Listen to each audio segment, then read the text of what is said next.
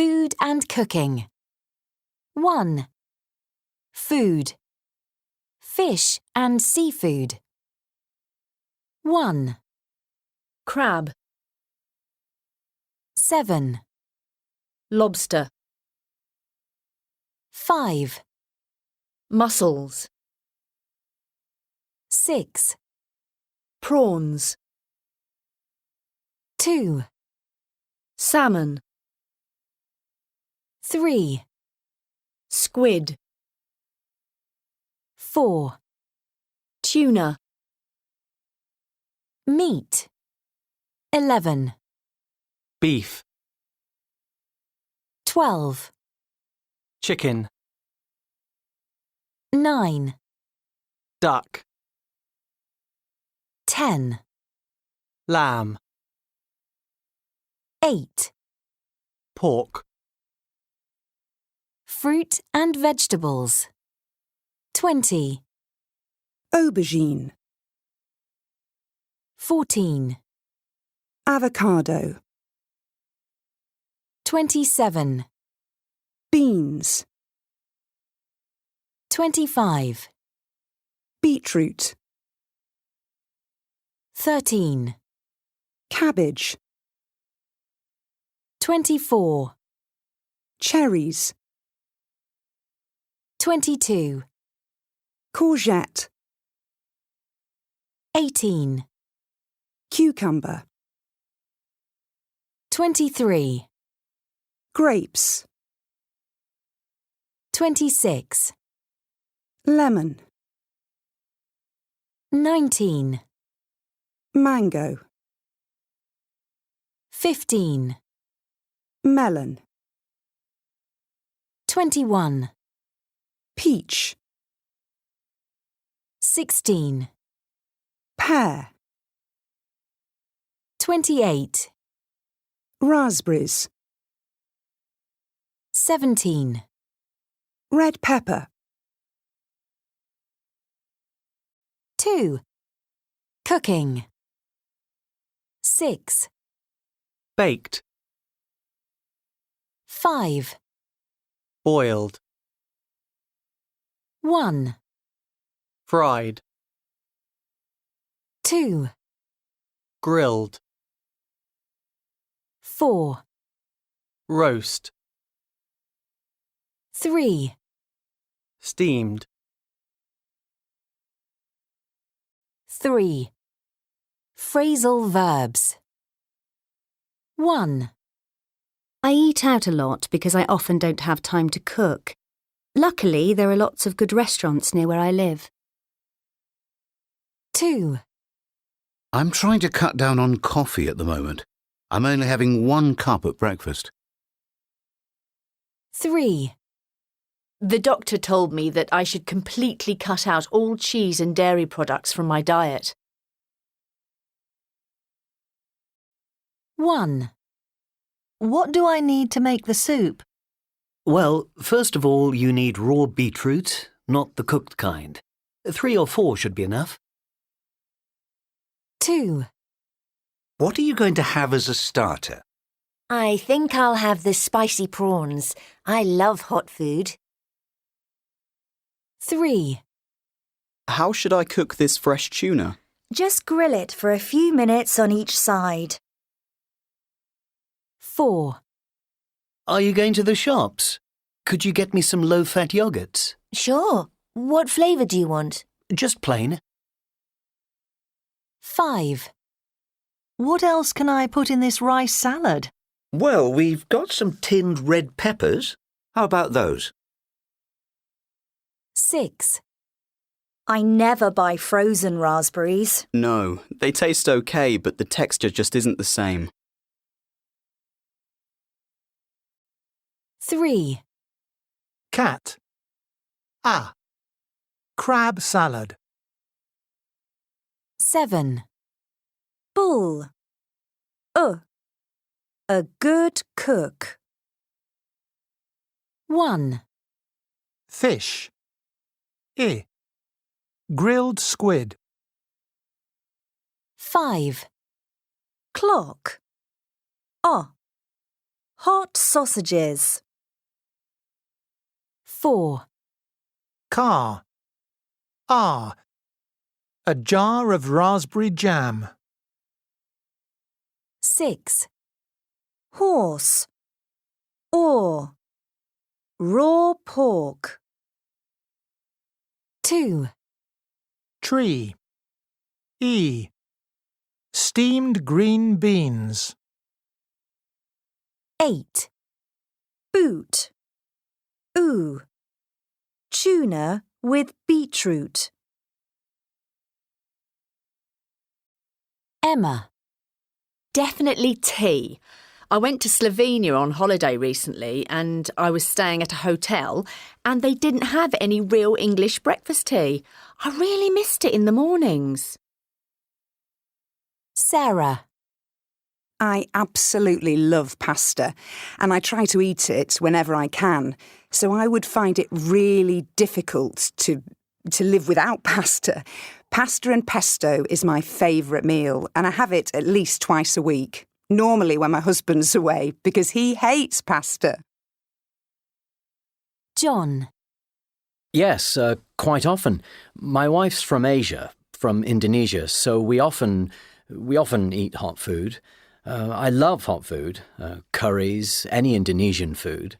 I also love Thai food, like a good green curry. Rob. I guess like a lot of people, I tend to eat chocolate in that situation. Chocolate or ice cream, maybe. Definitely something sweet. James. Only caffeine, actually, which I didn't used to be. I used to drink a lot of coffee, but a few years ago I started noticing that it was affecting me quite badly when I drank coffee. I was getting headaches and I've never been tested for it, but I've stopped drinking caffeine in coffee, and I think I feel better. Sean. I like spicy ones, and I like them with meat, so maybe pepperoni? That's what I always end up ordering in an Italian restaurant. 1. I used to collect lots of recipes and write them down in my blue notebook, which I still have, by the way. 2. Now I'm doing a lot of different things, and they're all very creative. 3. I have also written Aegean, which is my own cookbook, and it's like a life journal which I love and will cherish forever. 1. I live in Santiago. She works in a restaurant. We don't eat meat. Jacob doesn't wear glasses. Where do you live? Does the supermarket open on Sundays?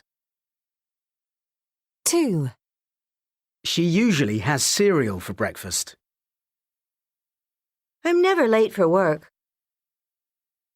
We only eat out about once a month. Is your sister still going out with Adam? No, they broke up. She isn't going out with anyone now. The phone's ringing. Can you answer it? House prices are going up very fast at the moment. What are you looking for? My car keys. I'll help you in a moment. But I need them now. What are you cooking?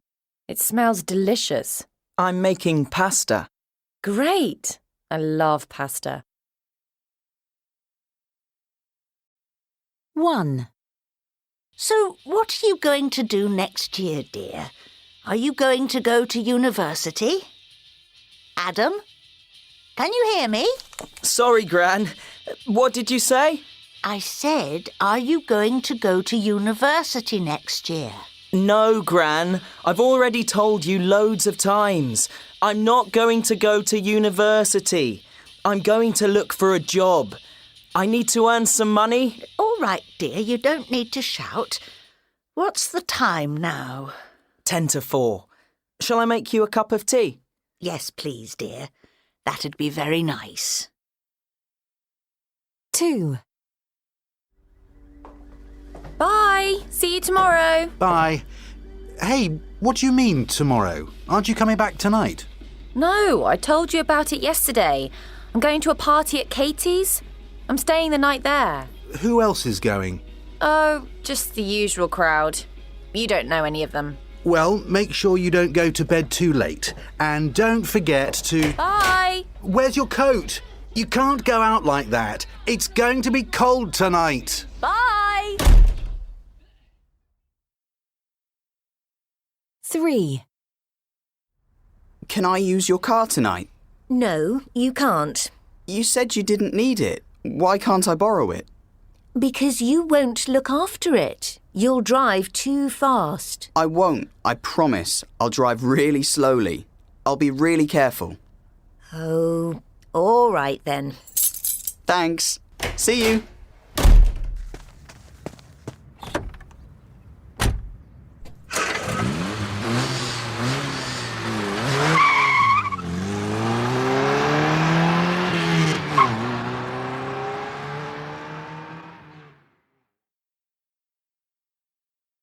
Future plans and intentions.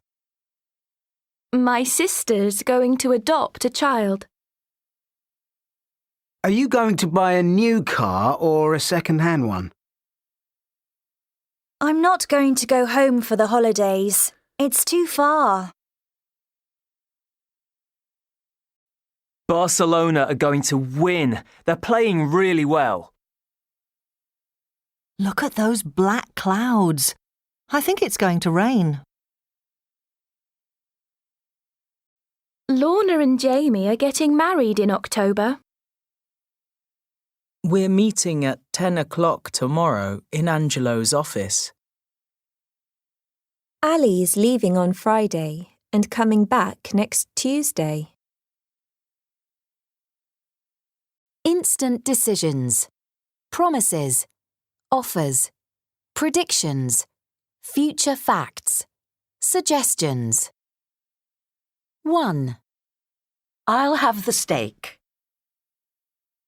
I won't tell anybody where you are. I'll carry that bag for you. You'll love New York.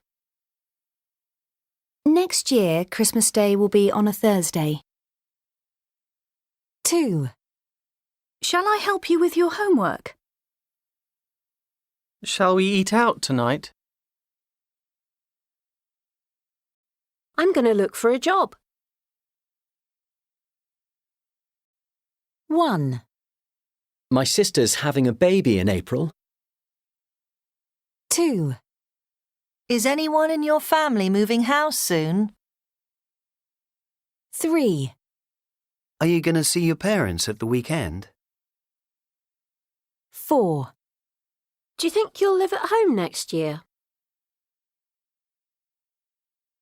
Personality. 1. What are they like? 1. Selfish people think about themselves and not about other people. 2. Spoilt children are rude and behave badly because they are given everything they want. 3. Mature people behave like adults. 4. Honest people always tell the truth and never steal or cheat. 5.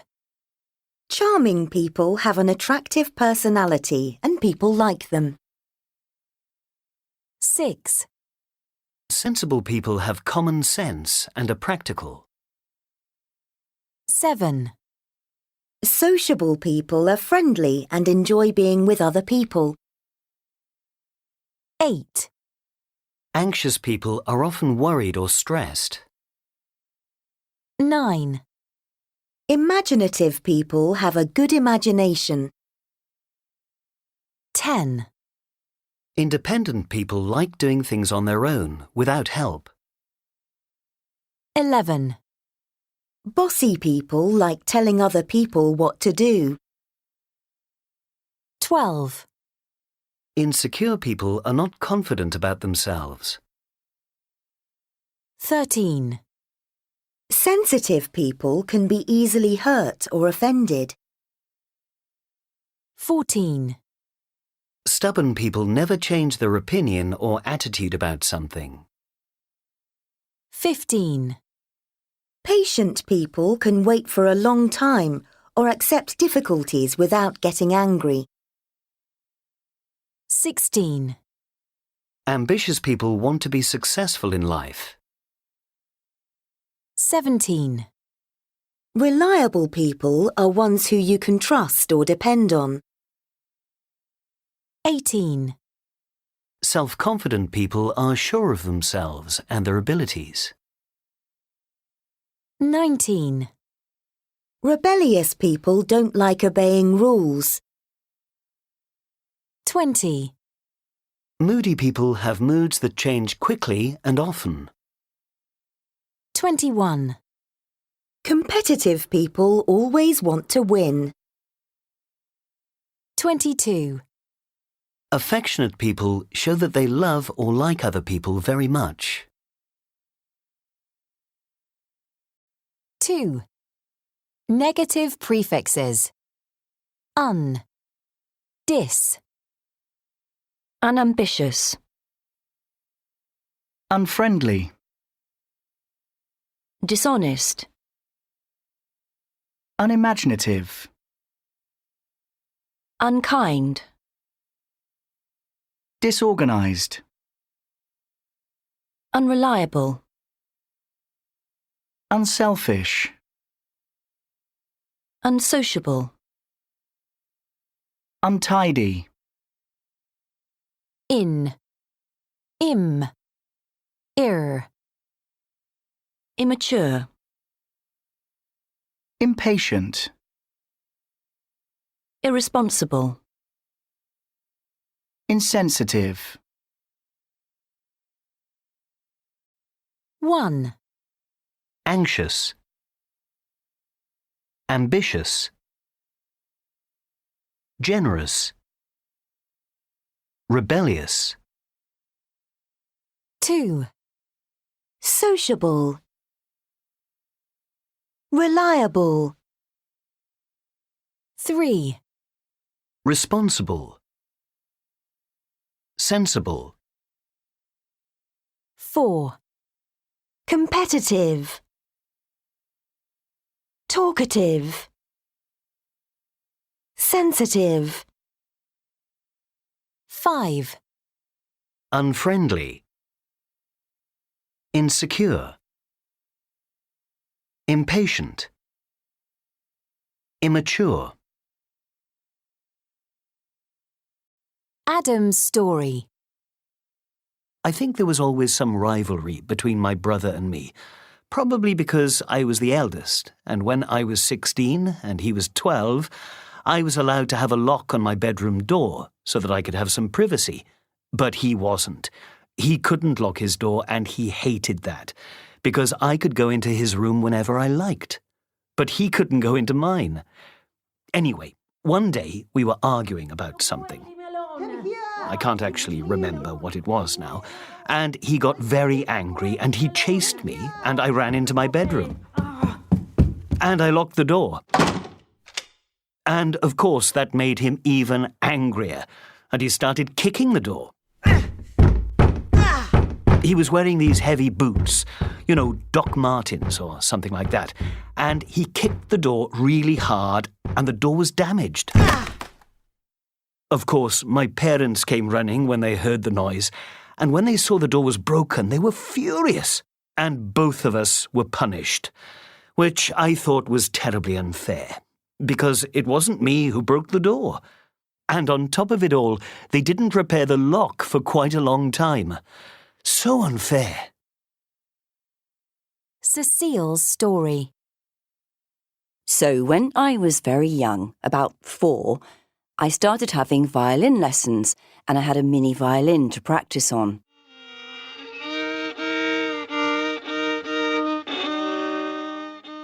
At the beginning, I loved it, but as soon as I got a bit better, maybe when I was 6, and I could play little tunes, my parents told my older brother that he had to practice with me every day. He had to accompany me on the piano when I played my tunes. Now, my older brother, he was 7 years older than me, and he was very good at music. He could play the piano really well. And he really didn't want to have to practice with me. So every day after school, I would get my violin out. But as soon as we started each piece, he would deliberately start playing the piano part faster and faster, and of course I couldn't keep up. I got terribly frustrated, and I used to just end up bursting into tears and crying and crying. My mother always told him not to do it, but he didn't take any notice, and after a while I refused to practice with him, and later I just stopped playing. I'm absolutely sure the reason I gave up the violin was my brother. We get on okay now, though.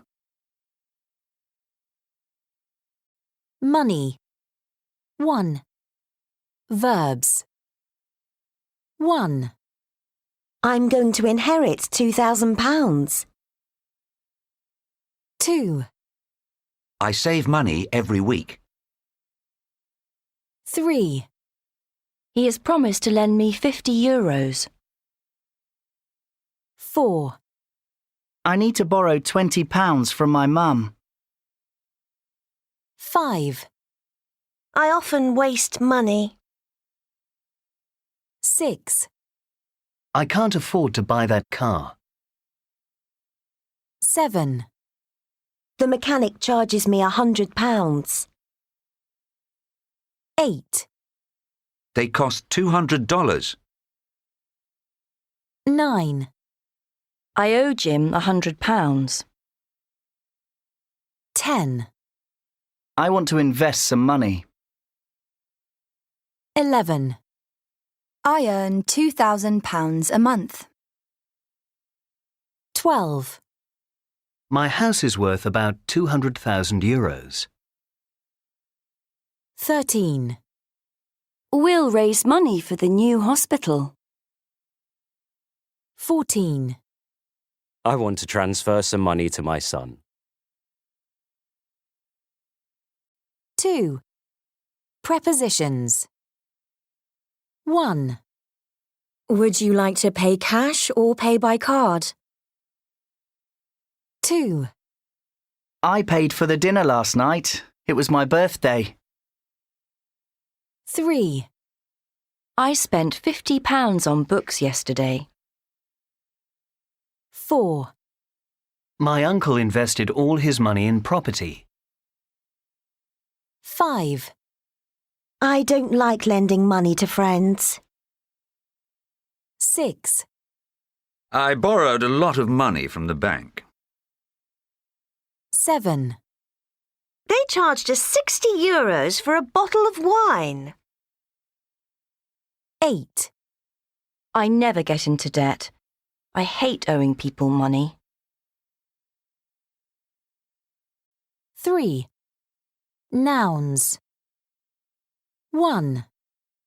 Bill. 2. Account. 3. Tax. 4. Loan. 5. Budget. 6. Mortgage. 7. Contactless payment. 8. Insurance. 9. Donation. 4. Phrasal verbs. 1. I took out €200 from a cash machine. 2. Can I pay you back the money you lent me next week? 3. I have to live off my parents while I'm at university. 4. It's difficult for me and my wife to live on only one salary. Up.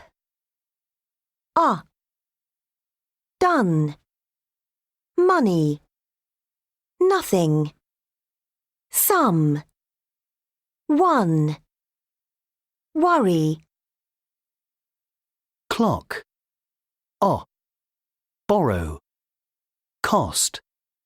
Dollar. Honest. Promise. Shopping.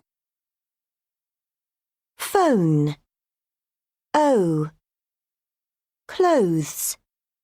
Loan. Note. Sold. Afford. Mortgage. Order. Organised. Store. Work. Worth. 1, Let's go shopping for clothes. 2, Can I borrow some money? 3, He won $1 million. 4, I've done nothing wrong. 5, They can't afford to pay the mortgage. 6, I work in a store. 1. Past experiences. I've inherited some money, but I haven't spent it. Sally has never met Bill's ex-wife. Have you ever lost your credit card? 2. Recent past actions. I've cut my finger. Too late. Our train has just left. 3. With yet and already. I've already seen this film twice. Can't we watch another one? My brother hasn't found a new job yet. He's still looking. Have you finished your homework yet? No, not yet. They got married last year. I didn't have time to do my homework. What time did you wake up this morning? I've been to Tokyo twice. I went there in 2010 and 2023. I've bought a new computer. I bought it last Saturday. They've known each other for 10 years. Julia's had that bag since she was at university. How long have you worked here?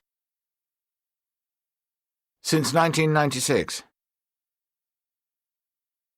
How long has your brother had his motorbike? For about a year. 1. How long have you been learning English? Nick has been working here since April. They've been going out together for about 3 years. 2. Your eyes are red. Have you been crying? No, I've been chopping onions. 1. How long have you been learning French? 2. I've been learning French for 3 years. 3. How long has it been raining? 4. It's been raining since lunchtime. 1. It's snowing. How long has it been snowing? 2. I'm learning Russian.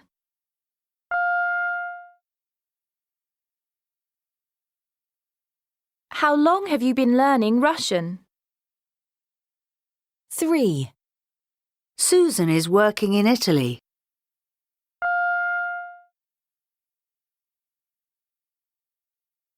How long has Susan been working in Italy?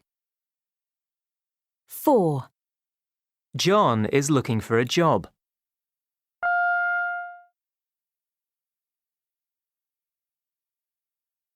How long has John been looking for a job? 5.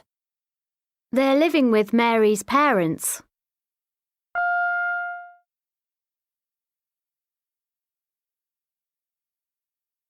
How long have they been living with Mary's parents?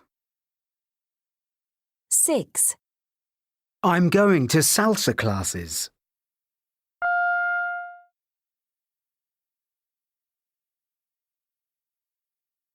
How long have you been going to salsa classes? 7. It's raining.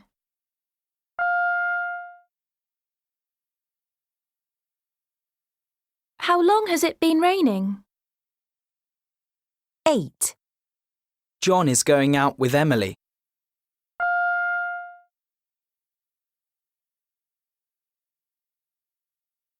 How long has John been going out with Emily? 1. Is Oliver's flat small? Yes, it's really tiny. Just a bedroom and a sitting room. 2. Are you afraid of flying? Yes, I'm terrified. I never fly anywhere. 3. There was an interesting documentary about whales on TV last night. Yes, I thought it was fascinating. 4. Are you very hungry? I'm starving. I haven't eaten all day. 5. Was it hot in Dubai? It was boiling, 45 degrees. 6. Was Jack's kitchen dirty? It was filthy. It took us 3 hours to clean it. 7. Are your parents pleased about the wedding? They're delighted. In fact, they want to pay for everything. 8. Was the film funny? It was hilarious. We laughed the whole way through. 9. Are you sure you locked the door? I'm positive. I remember turning the key. 10. Were you surprised to hear that Ted and Sonia have broken up? I was absolutely amazed. I never thought it would happen. 11. Are you cold? You still haven't taken your coat off. I'm freezing. Can you turn the heating up? 12. You look very tired. What have you been doing? I've just finished a 4-hour meeting with my boss. I'm absolutely exhausted. Transport. 1. Public transport and vehicles. 2. Coach. 8. Ferry. 3. Lorry. 9. Motorbike. 6. Motorway. 4. Scooter. E-scooter. 5. Tram. 7. The underground. 1. Van. 2. On the road. 1. Car crash. 2. Cycle lane. 3. Parking fine. 4. Pedestrian zone. 5. Petrol station. 6. Roadworks. 7. Rush hour. 8. Seatbelt. 9, Speed camera. 10, Speed limit. 11, Taxi rank. 12, Traffic jam. 13, Traffic lights.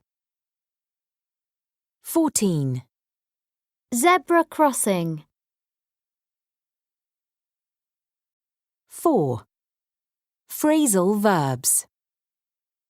1, We set off at 7 in the morning to try to avoid the traffic.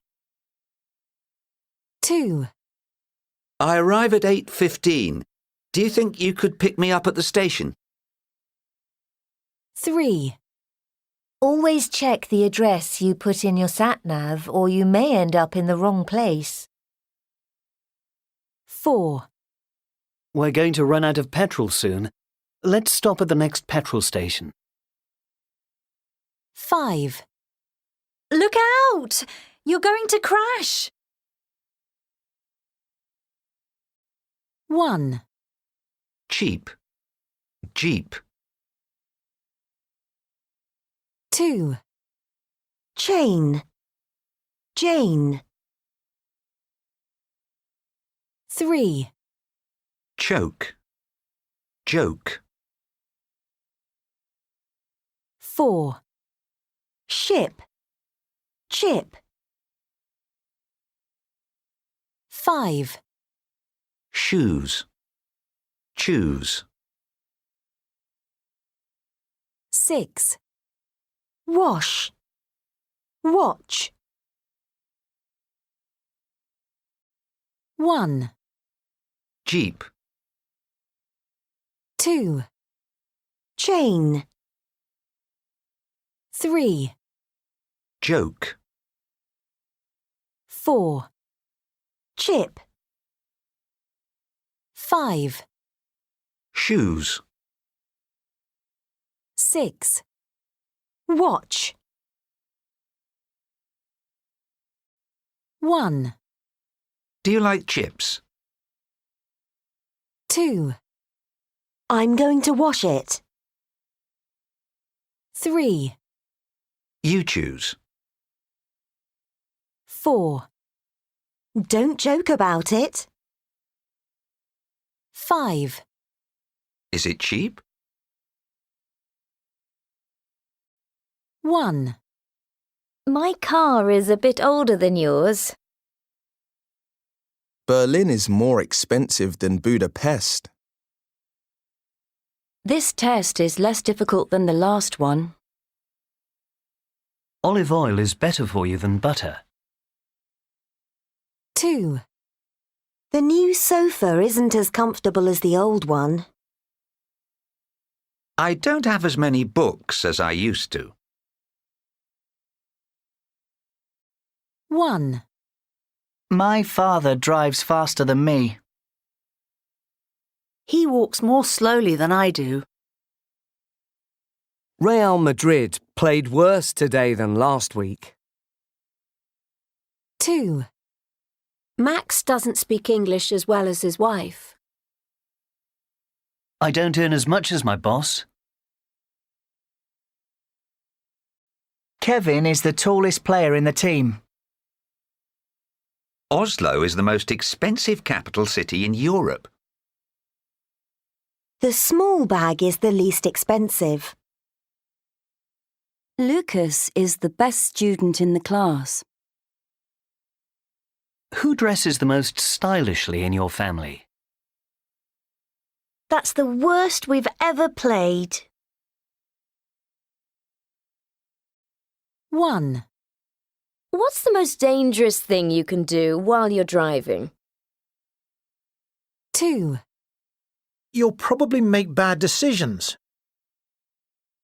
3, People slow down to look at an accident. 4, This is a really common cause of accidents on motorways. 5, This makes you twice as likely to have an accident. 6, What did you find most interesting? 7. Always keep your eyes on the road.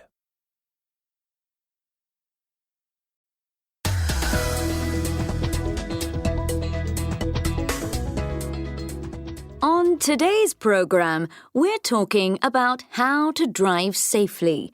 There's a great book called Survive the Drive that has lots of useful tips, and we asked Tom, our transport and travel correspondent, to take a look.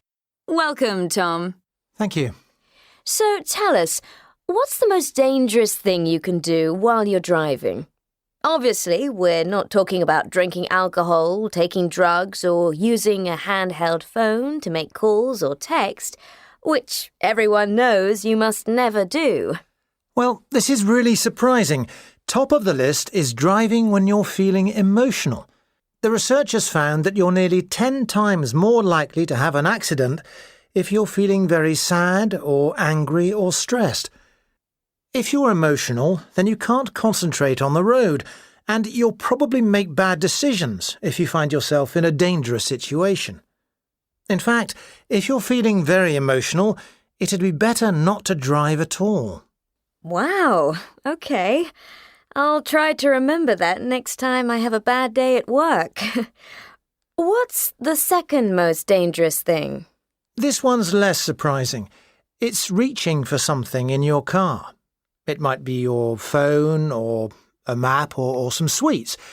If you're reaching down or trying to get something from the back seat, then you aren't looking at the road, and you're 9 times more likely to have an accident. And number 3? Number 3 is looking at something interesting or something that's happening by the road. A really common example of this is when people slow down to look at an accident. They don't realise that by looking at the accident and not at the road, the chance of having an accident themselves goes up over 7 times. In fact, this is a really common cause of accidents on motorways. So the message is, don't be distracted. Yes, exactly. If you're driving fast, you can travel over 100 metres in less than 3 seconds. And a lot can happen in 3 seconds. So that's the top 3. What about other things to avoid? Well, number 4 is adjusting your sat-nav, which can be very distracting and makes you nearly 5 times more likely to have an accident. At number 5 is driving when you're tired. 60% of drivers say they've driven when tired in the last year, so it's a big problem, and you can lose control of your car completely. And at number 6 is adjusting your radio or music system. This makes you twice as likely to have an accident. Again, it's the distraction from the road that's the problem, and only having one hand on the wheel. And the last 2? The 7th is eating or drinking, because again you normally take one hand off the wheel. And the 8th is talking to a passenger, which can be distracting because the driver often turns to look at the passenger. So, how would you summarise the research? What did you find most interesting? I think for me the most interesting thing is that some of these things don't seem very dangerous, and good drivers often do them. But the research shows that they are. So next time you get in your car to drive somewhere, think about what you're doing. And always, always keep your eyes on the road.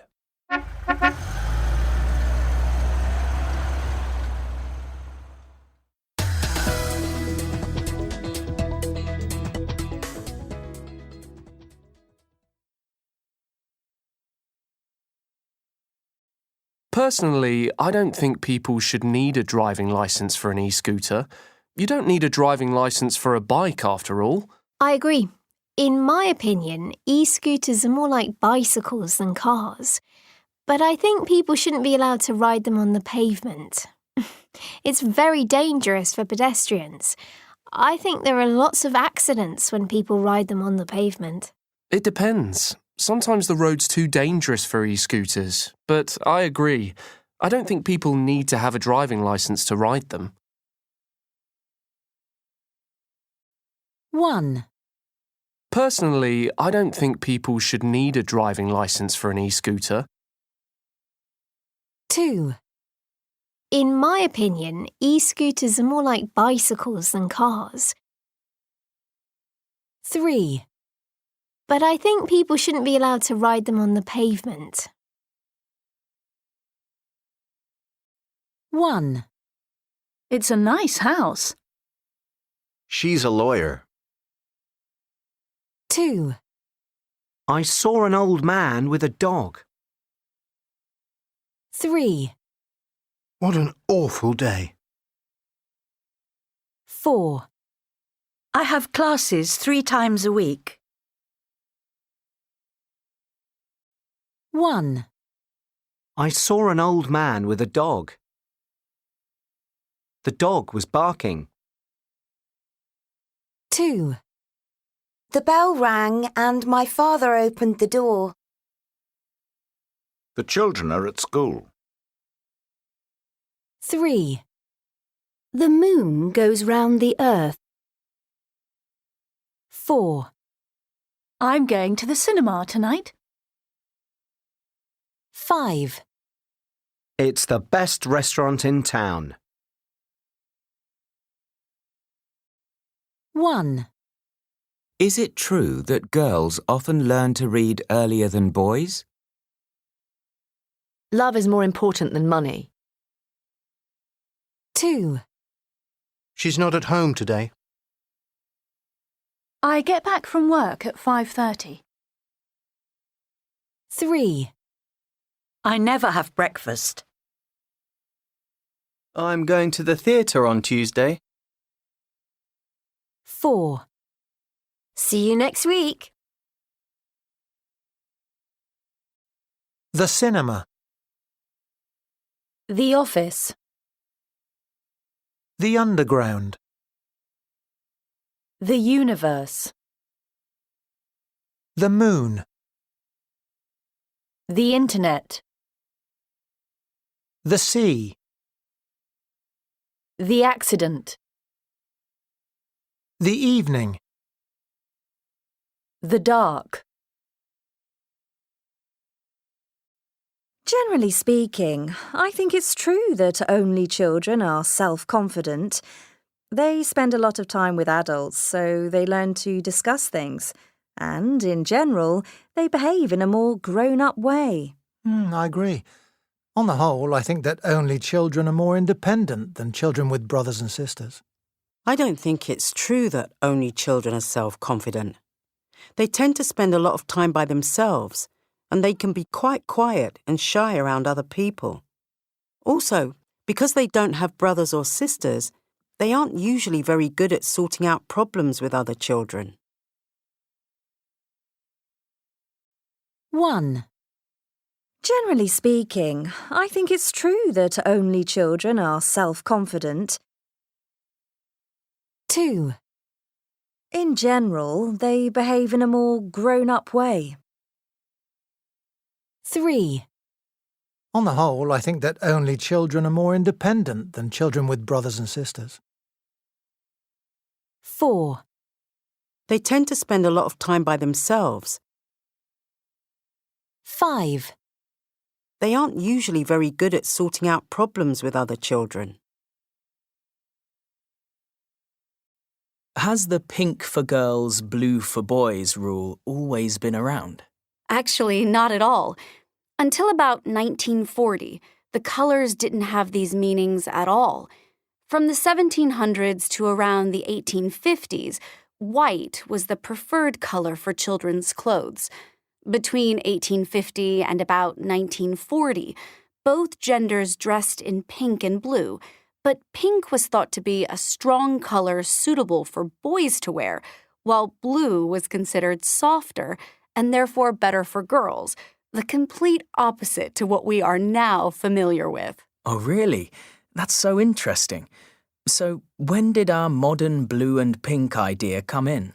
Well, from 1940 to 1950, the convention of blue for boys, pink for girls was established in children's clothes, and this idea gradually expanded to include the toys girls and boys played with, even though only 30% of toys were labeled for girls or boys at this time. Did the pink and blue fashion continue through the 1970s?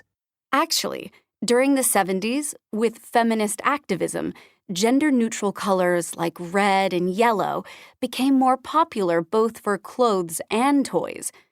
But by the 1980s, companies realized that they could sell more products if parents bought different things for each gender. Today, pink and blue are more prevalent than ever. Welcome to the podcast, and today we're going to talk about a fascinating topic: how colour became linked to gender in some countries. I'm with Dora Vanette, a lecturer in the history of design. Dora, thanks for joining us today. Let's start with Jong Mi-yun's The Pink and Blue Projects. Yes, sure. Well, in the Pink and Blue projects, the artist photographed children's rooms. The boys' rooms are full of blue things, and the girls' rooms are full of pink ones. That's quite a familiar sight for most people. Is this something we need to worry about? I think the photos are disturbing because they show how these two colors dominate for children, especially with toys. Toys become the way that gendered ideas influence a child's developing mind. Has the pink for girls, blue for boys rule always been around? Actually, not at all. Until about 1940, the colors didn't have these meanings at all. From the 1700s to around the 1850s, white was the preferred color for children's clothes. Between 1850 and about 1940, both genders dressed in pink and blue, but pink was thought to be a strong color suitable for boys to wear, while blue was considered softer and therefore better for girls, the complete opposite to what we are now familiar with. Oh, really? That's so interesting. So, when did our modern blue and pink idea come in? Well, from 1940 to 1950, the convention of blue for boys, pink for girls was established in children's clothes, and this idea gradually expanded to include the toys girls and boys played with, even though only 30% of toys were labeled for girls or boys at this time. So, when did this change? I mean, when did toys start being marketed almost exclusively to either boys or girls? In about the early 1960s, the American company Hasbro started producing soldier dolls called G.I. Joes, and they were marketed to boys. They became incredibly popular. And at the same time, the even more famous and very pink Barbie doll was also introduced. With G.I. Joe and Barbie, the idea of certain toys for girls and different ones for boys very quickly became widely accepted. Toys for girls encouraged them to play at being wives and mothers, while toys for boys encouraged them to be adventurous and aggressive. Did the pink and blue fashion continue through the 1970s? Actually, during the 70s, with feminist activism, gender-neutral colors like red and yellow became more popular both for clothes and toys. But by the 1980s, companies realized that they could sell more products if parents bought different things for each gender. Today, pink and blue are more prevalent than ever. Is it really the parents who push their children in these directions, or do the children themselves choose the colours? Well, there's a famous book called Cinderella Ate My Daughter by Peggy Orenstein, and she describes a problem that many mothers face today when they find that their daughters actually choose to be a pretty pink princess without any encouragement from their parents. Actually, sometimes even with opposition from their parents. Why do you think this is? Well, mainly because they want to fit in, to belong to a group. Do you think gendered toys are more a problem for girls? I mean, that girls suffer because their parents don't buy them construction toys or science toys. No, not at all. It affects both. In fact, even in the 21st century, it seems to be a lot more socially acceptable for girls to be interested in science toys than for boys to like dolls. Well, thank you so much, Dora. That was fascinating. I'd just like to add that Jong Mi-yoon's daughter is now grown up, and pink is apparently no longer her favorite color. Dependent prepositions. 1. After verbs. 1. He apologised to the police officer for driving fast. 2. I never argue with my husband about money. 3. We're arriving in Milan on Sunday. 4. We're arriving at Malpensa Airport at 3:45. 5. Could you ask the waiter for the bill? 6. Do you believe in stereotypes? 7. Who does this book belong to? 8. I can't choose between these two bags. 9. We might go out. It depends on the weather. 10. I dreamt about my childhood last night. 11. Don't laugh at me. I'm doing my best. 12. I'm really looking forward to the party. 13. If I pay for the meal, can you get the drinks? 14. This music reminds me of our honeymoon in Italy. 15. I don't spend a lot of money on clothes. 16. We need to talk to Anita about her school report. 2. After adjectives. 1. My brother is afraid of bats. 2. She's really angry with her boyfriend about last night. 3. I'm very close to my elder sister. 4. This exercise isn't very different from the last one. 5. We're really excited about going to Brazil. 6. Krakow is famous for its main square. 7. I'm fed up with sitting in this traffic jam. 8. I'm very fond of my little nephew. He's adorable. 9. I've never been good at sport. 10. Eat your vegetables. They're good for you. 11. My sister is very interested in astrology. 12. She's very keen on cycling. She does about 50 kilometres every weekend. 13. I don't like people who aren't kind to animals. 14. She used to be married to a pop star.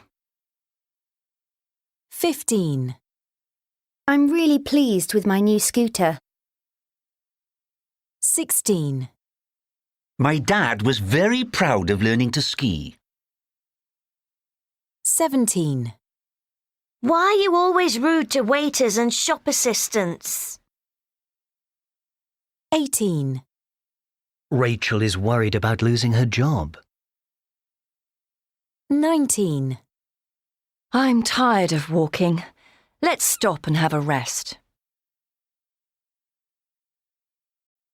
1. When you're with your close friends, what do you usually talk about? 2. Is there anything you're really looking forward to? 3. Who in your family are you closest to? 4. What kind of films are you keen on? 5. What's your town or region famous for? 6. What superstitions do you believe in, if any? 7. Is there a story in the news at the moment that you're really tired of? 8. Have you bought anything recently that you're very pleased with? 9. What does success in an exam depend on? 10. What do you hate spending money on? 11. What achievement are you most proud of? 12. Who was the last person you apologised to? What for? 1. Thanks very much. OK, goodbye. 2. Well, this is all very well, but the financial figures for the last quarter do give us some cause for concern. I mean, it had... Oh, who's that? Sorry about that, guys. 3.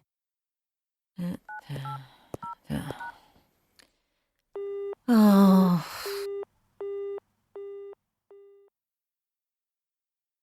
4.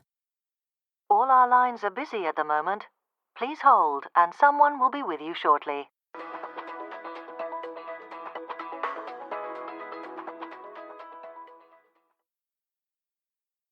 Five. Hi, Phil. It's Sandra. I'll be home in 10 minutes. See you. Hi, Phil. It's Sandra. I'll be home in 10 minutes. See you. 6. Oh.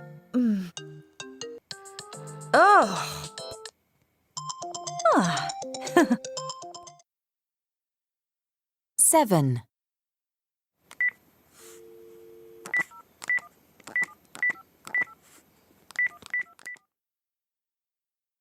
8. Hi, love. I'm on the 6:25, so I should get in at 8:22. Great. Do you want me to... Hello? Isabel? Isabel, can you hear me? 9. Hello? Oh, hi. It's Lionel. I phoned half an hour ago, but Anita wasn't in. Is she there now? 10.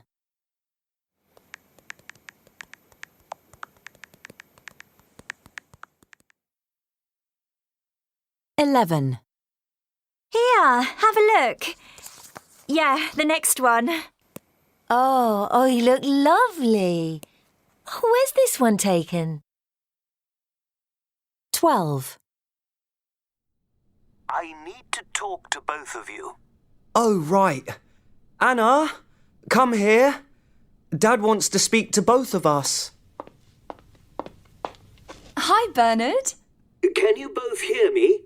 Yes. Yes. 7. A.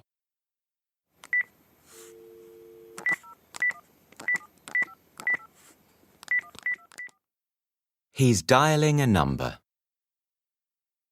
10. B.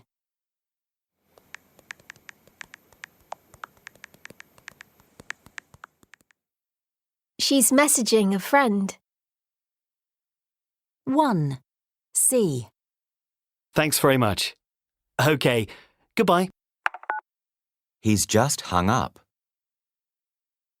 6. D.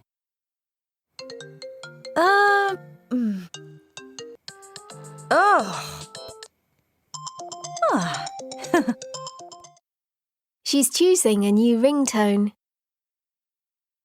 9. E.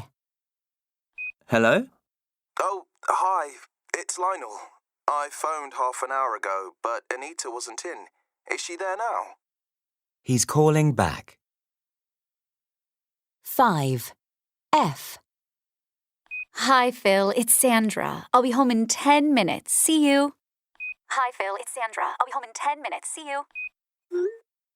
She's left him a voice message. 3. G.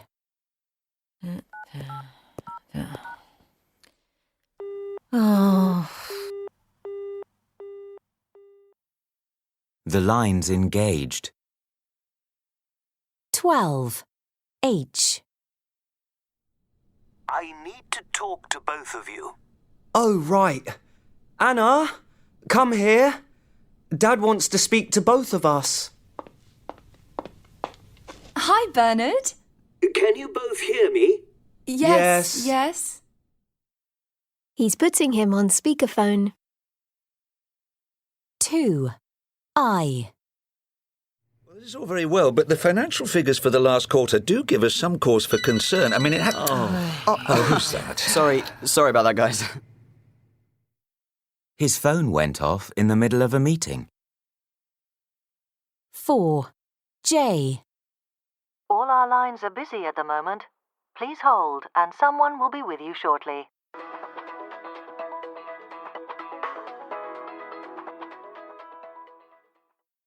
She needs to talk to a helpline, but they've put her on hold. 8. K. Hi, love. I'm on the 6:25, so I should get in at 8:22. Great. Do you want me to... Hello? Isabel? Isabel, can you hear me? He was cut off in the middle of a conversation. 11. L. Here, have a look. Yeah, the next one. Oh, you look lovely. Where's this one taken? She's scrolling through photos. 1. You have to switch off your phone during takeoff and landing. You must be on time tomorrow because there's a test. 2. I love MoMA. You have to go when you're in New York. You must see this film. It's amazing. 3. I had to wear a uniform at my primary school. I hate having to get up early. My interview is at 9. Do you have to work on Saturdays? Must I switch my phone off now? You don't have to pay. This museum is free. You don't have to go to the party if you don't want to. You mustn't park here. You mustn't eat that cake. It's for the party. 1. You should take warm clothes with you to Dublin. It might be cold at night. You shouldn't drink so much coffee. It isn't good for you. 2. I think the government should do something about unemployment. Calm. Design. Dishonest. Doubt. Foreign. Half. Hour. Island. Knowledge. Listen. Mustn't. Ought. Rhythm. Should. Talk. Walk. Whole. Wrong. 1. She's a nice woman, don't get me wrong, and on the whole we get on well, but one thing she does, which I think is really rude, is that whenever she comes for a meal, she criticises my cooking. I'm not a professional, obviously, but I think I'm a pretty good cook, and it really annoys me, especially after I've spent hours making something really nice. 2. Well, he lives in London and he likes coming up to stay from time to time, which is great, but he's just phoned me saying he's coming next month and he's bringing his new dog. I know he's just got this dog and he's very keen on it and doesn't like leaving it alone, but it's still a puppy, and my girlfriend and I aren't very into dogs.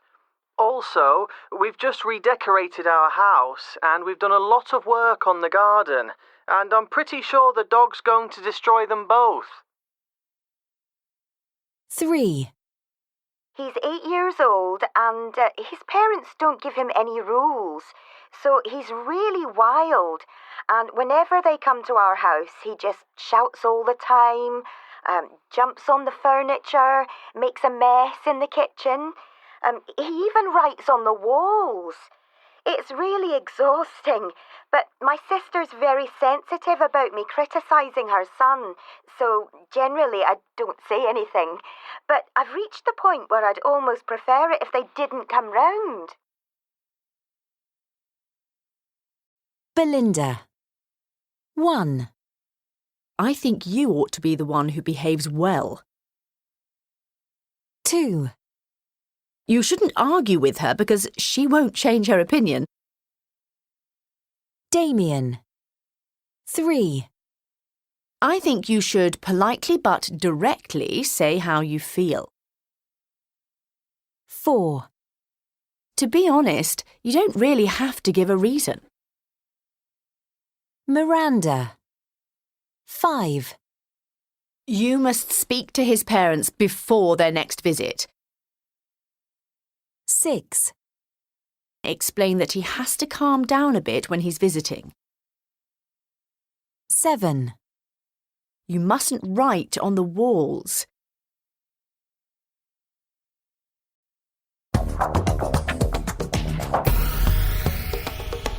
Good afternoon to all. In today's Modern Manners programme, the subject is family and what to do with rude relatives. Our etiquette expert, Sarah, is here to take your calls, so if you have a family member who behaves badly and you don't know what to do about it, just call us here on 0207 946 0671. And our first caller is Belinda from Salisbury. Hi, Belinda. Tell us about your rude relatives. Well, I hate to say it because it's such a cliché, but it's my mother-in-law. She's a nice woman, don't get me wrong, and on the whole we get on well, but one thing she does, which I think is really rude, is that whenever she comes for a meal, she criticises my cooking. I'm not a professional, obviously, but I think I'm a pretty good cook, and it really annoys me, especially after I've spent hours making something really nice. OK, so Sarah, over to you. How should Belinda deal with her mother-in-law? Hi, Belinda. I know this won't be easy, but when she does this, I think you ought to be the one who behaves well. Stay calm, thank her as politely as possible for her advice, and change the subject. You shouldn't argue with her because she won't change her opinion, and it won't make you feel better either.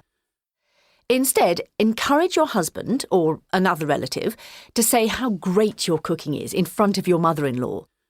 When she sees that her criticisms aren't having any effect and that everybody else loves your food, she'll either stop criticising or she'll start paying compliments herself. Thanks very much for that, Sarah. And our next caller is Damien from Sheffield. Hi, Damien. I think you're going to tell us about a problem with your brother, is that right? Yes, that's right. So, what's the issue? Well, he lives in London and he likes coming up to stay from time to time, which is great, but he's just phoned me saying he's coming next month and he's bringing his new dog.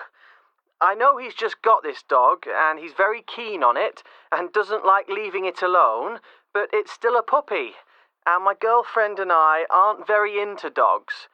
Also, we've just redecorated our house and we've done a lot of work on the garden, and I'm pretty sure the dog's going to destroy them both.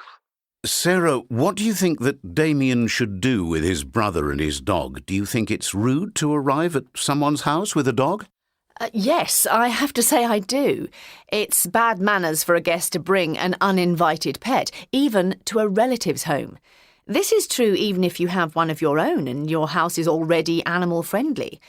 I think you should politely but directly say how you feel. You can add a reason like, as you say, you've just redecorated, but to be honest, you don't really have to give a reason.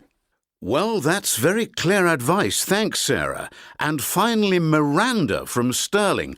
Hi, Miranda. Tell us about your problem. Hi there. My problem's with my nephew, my sister's son.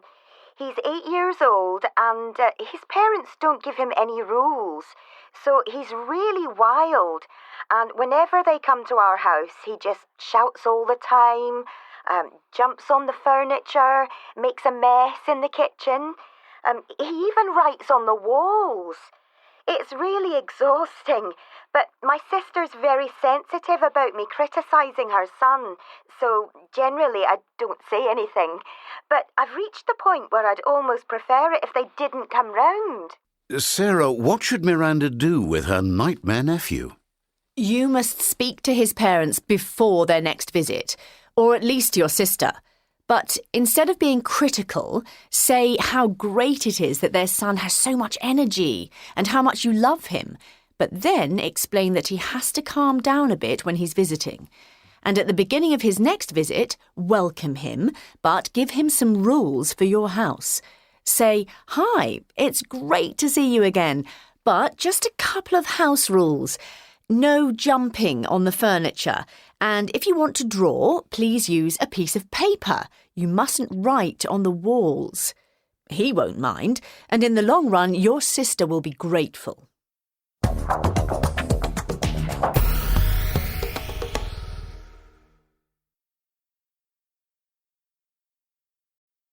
Well, I don't think people should eat and drink in the cinema.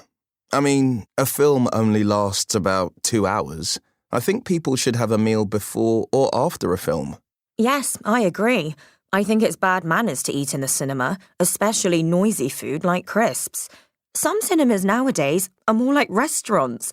You get a menu and then somebody brings the food and drink to your seats. I think it's rude to eat noisy food when other people are trying to watch the film. I don't think you have to ban food altogether, just noisy food. It's nice to maybe have a drink and a snack, like a bar of chocolate. That doesn't make a noise. Yes, it does. I hate it when people unwrap a bar of chocolate or sweets. The paper always makes such a noise. It really annoys me too. If people want to eat and drink when they see a film, they should stay at home and watch the film on TV. 1, I don't think people should eat and drink in the cinema. 2, I think it's bad manners to eat in the cinema. 3, I think it's rude to eat noisy food when other people are trying to watch the film. 4, I don't think you have to ban food altogether, just noisy food. 5, I hate it when people unwrap a bar of chocolate or sweets.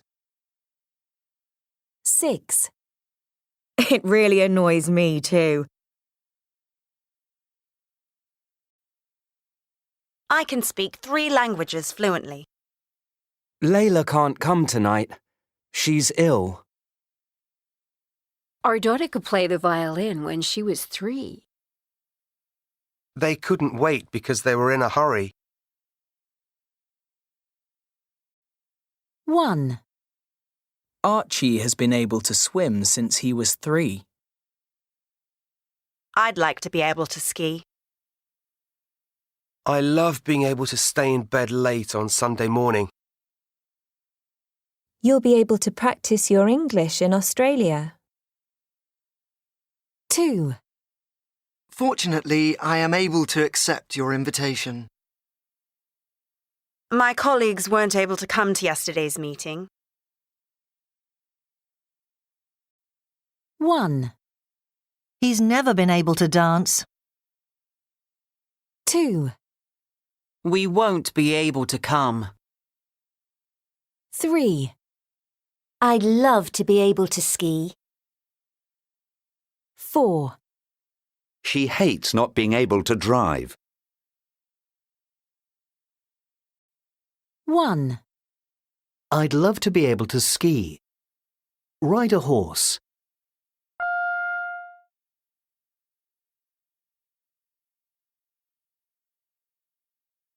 I'd love to be able to ride a horse. 2. We won't be able to come. Park.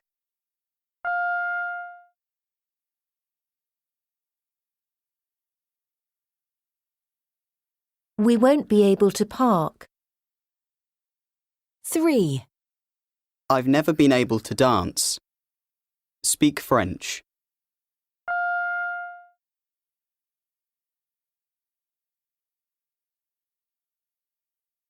I've never been able to speak French. 4. She hates not being able to drive. Cook.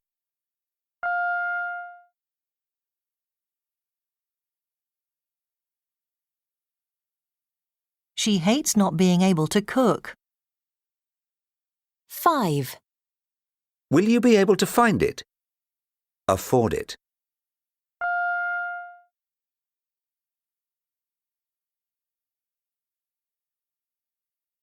Will you be able to afford it? 6. He'd love to be able to snowboard. Windsurf.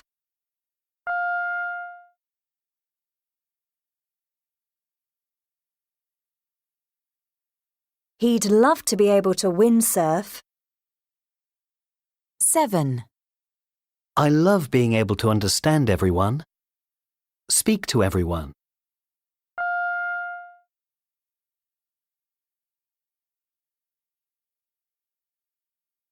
I love being able to speak to everyone. 8. They haven't been able to finish. Come.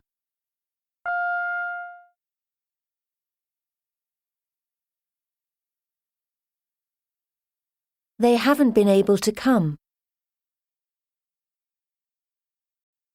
1. I tested myself on the new vocabulary. We.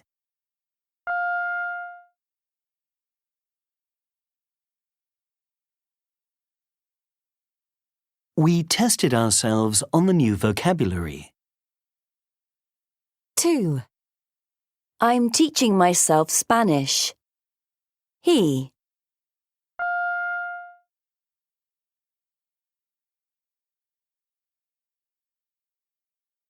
He's teaching himself Spanish. 3. We introduced ourselves. They.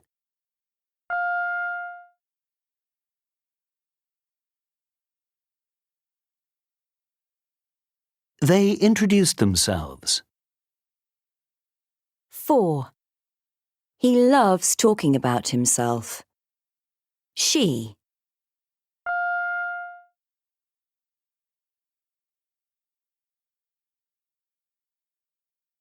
She loves talking about herself. 5. He filmed the video himself. I.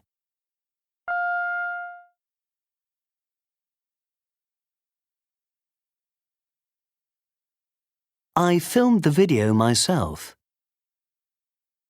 6. She's cut herself. You.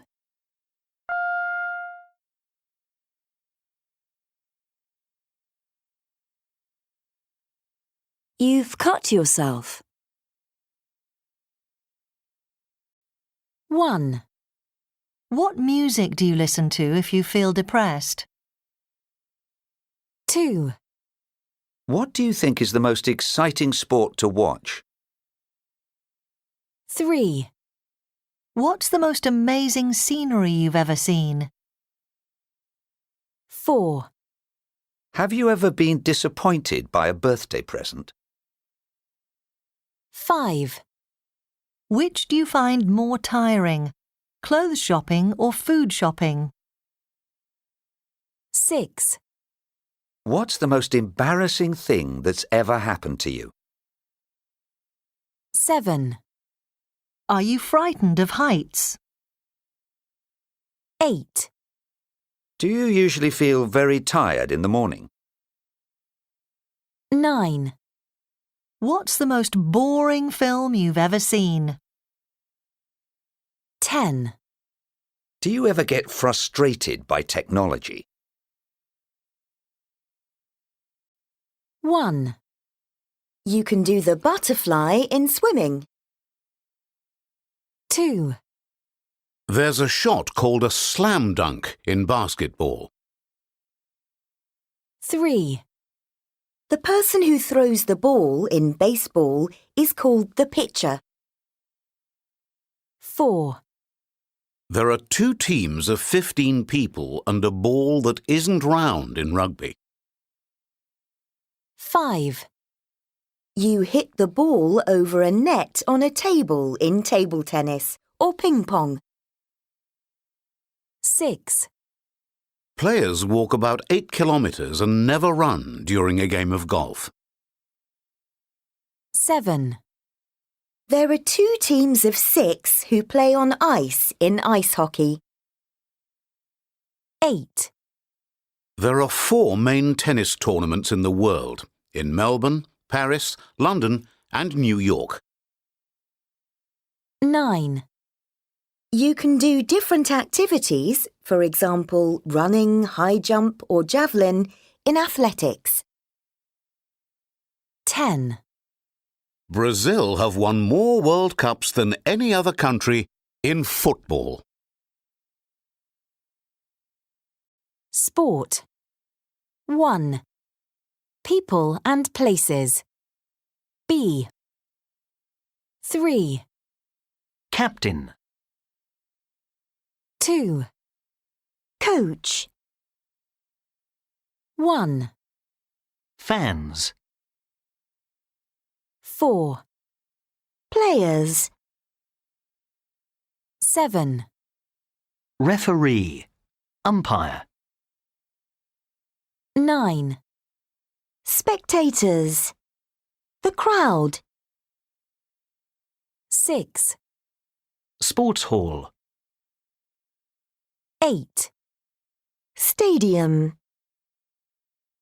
5, Team. D.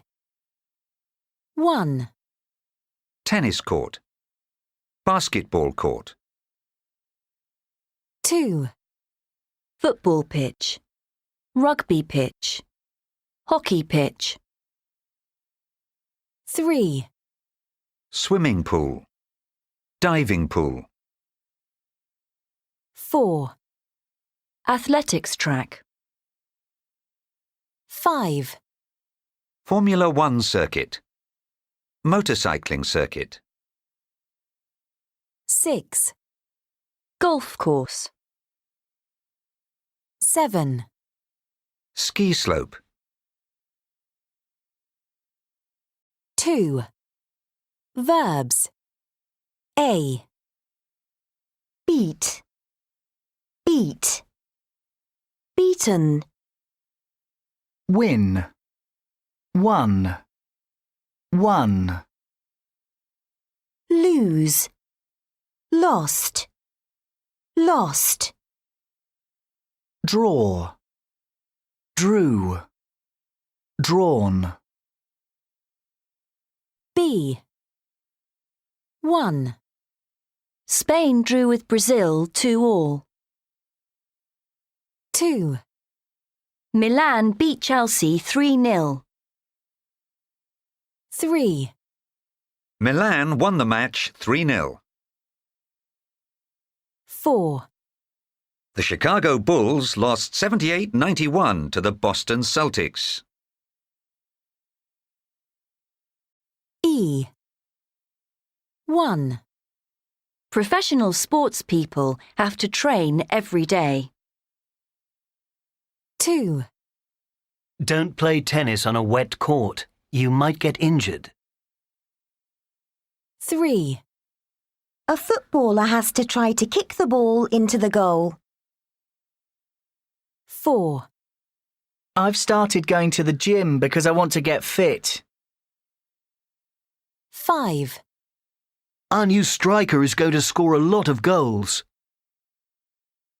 6, Would you like to go swimming this afternoon? 7, My brothers do yoga and Tai Chi.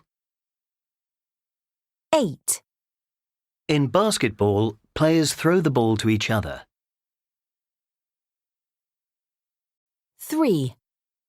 Phrasal verbs. 1. D. Warm up means do light exercise to get ready for a match, for example. 2. B.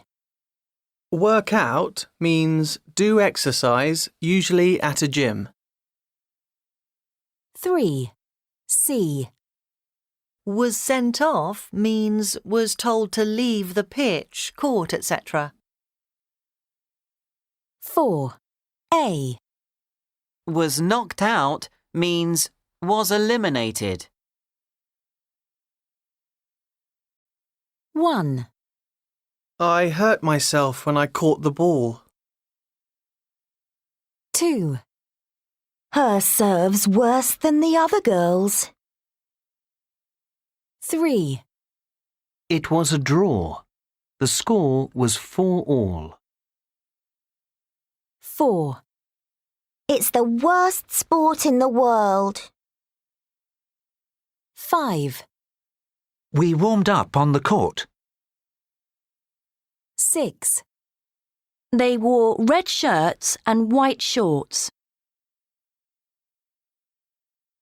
Part 1. What made you want to become a referee? Mi padre fue árbitro, pero eso no me influenció. My father was a referee, but that didn't influence me. In fact, the opposite, because I saw the problems that he had as a referee. But as a child, I was always attracted by the idea, and at school, I used to referee all kinds of sport: basketball, handball, volleyball, and of course football. I was invited to join the Referees Federation when I was only 14 years old. Were you good at sport yourself? Yes, I was a very good handball player. People often think that referees become referees because they are frustrated players, but this is just not true in most cases in my experience. What was the most exciting match you ever refereed? It's difficult to choose one match as the most exciting, but I remember some of the Real Madrid-Barcelona matches. For example, the first one I ever refereed. The atmosphere was incredible in the stadium. But really, it's impossible to pick just one. There have been so many. What was the worst experience you ever had as a referee? The worst? Well, that was something that happened very early in my career. I was only 16, and I was refereeing a match in a town in Spain, and the home team lost. After the match, I was attacked and injured by the players of the home team and by the spectators. After all these years, I can still remember a mother who had a little baby in her arms who was trying to hit me. She was so angry with me that she nearly dropped her baby. That was my worst moment, and it nearly made me stop being a referee. Do you think that there's more cheating in football than in the past? Yes, I think so. Why? I think it's because there is so much money in football today that it's become much more important to win. Also, football is much faster than it used to be. So it's much more difficult for referees to detect cheating. How do footballers cheat? Oh, there are a few ways. But for me, the worst thing in football today is what we call simulation or diving. Diving is when a player pretends to have been fouled when in fact he hasn't. For example, sometimes a player falls over in the penalty area when in fact nobody has touched him, and this can result in the referee giving a penalty when it wasn't a penalty. In my opinion, when a player does this, he's cheating not only the referee, not only the players of the other team, but also the spectators, because spectators pay money to see a fair contest. However, Since FIFA introduced video analysis referee, what we call VAR, it's much easier to be sure if a foul was really committed or not. Part 2. What's the most difficult thing about being a referee? The most difficult thing is to make the right decisions during a match. It's difficult because you have to make decisions when everything's happening so quickly. Football today is very fast. You must remember that everything is happening at 100 kilometers an hour. Also, important decisions often depend on the referee's interpretation of the rules. Things aren't black and white, and of course, making decisions would be much easier if players didn't cheat. Do you think that the idea of fair play doesn't exist anymore? Not at all. On the contrary, I think fair play does exist. The players who cheat are the exceptions. Finally, who was the best player you ever saw in your career as a referee? I have to say Leo Messi. Why is he special for you? Well, a study was done on him which showed that Messi could run faster with the ball than many footballers can do without the ball. But apart from his great ability, what I always admired about him was that he wasn't a typical superstar footballer. In public and in his personal life, his behavior was always very normal. That's unusual for such a famous player. They were in Mexico in 2016. A South African athlete won the race. The plane didn't arrive on time. What time did you get up this morning? When I lived in Paris, I often went to watch Paris Saint-Germain. 1. What were you doing at 6 o'clock last night? 2. I was driving along the motorway when it started snowing. 3. While I was doing the housework, the children were playing in the garden. 4. It was a cold night and it was raining. I was watching TV in the living room. When they turned on the TV, the match had already finished. As soon as I shut the door, I realised that I'd left my keys on the table. We couldn't get a table in the restaurant because we hadn't booked. It was a cold night and it was raining. I was watching TV in the living room. Suddenly I heard a knock at the door. I got up and opened the door, but there was nobody there. The person who had knocked on the door had disappeared. I'm going to tell you about a time when I saw a really exciting sports event. This happened many years ago when I was working as an interpreter for a sports team. Wow! What sport was it? It was handball, women's handball. The team, they were Spanish, were in the final of the Champions League, and they were playing a Danish team. I was sitting on the bench with the players because I had to translate anything that the referees said. That sounds exciting. It was very exciting because a Spanish team had never won the Champions League and everybody thought the Danish team were going to win. And by half-time, the Spanish team were losing by 8 goals, which is a lot in handball. What happened next? Suddenly, every time the Danish team tried to score a goal, our goalkeeper stopped it. And every time she stopped one, the Spanish team then counter-attacked and got a goal themselves. And in the end, they won the match. How amazing! Yes, we couldn't believe it. We were all jumping up and down. We were so happy. I'll never forget it. 1. I'm going to tell you about a time when I saw a really exciting sports event. 2. This happened many years ago when I was working as an interpreter for a sports team. 3. Wow, what sport was it? 4, That sounds exciting. 5, What happened next? 6, How amazing! Well, I used to be a teacher and I taught English to adults in Indonesia for a few years. And I met my wife there, in the school that I was working in. She was a student at the school, not my class, I should point out, just a student at the school. And one day in the corridor, I was walking to class and she was running through the corridor because she was late for class. She didn't used to be very punctual in those days. And she crashed into me. And I was on my way to class, so I was carrying a whole load of things, and I dropped all my books, all my papers, all my pens. They went all over the floor. And did she help me to pick them up? Nope. She just ran off, laughing. She thought it was very funny. So you could say it wasn't love at first sight.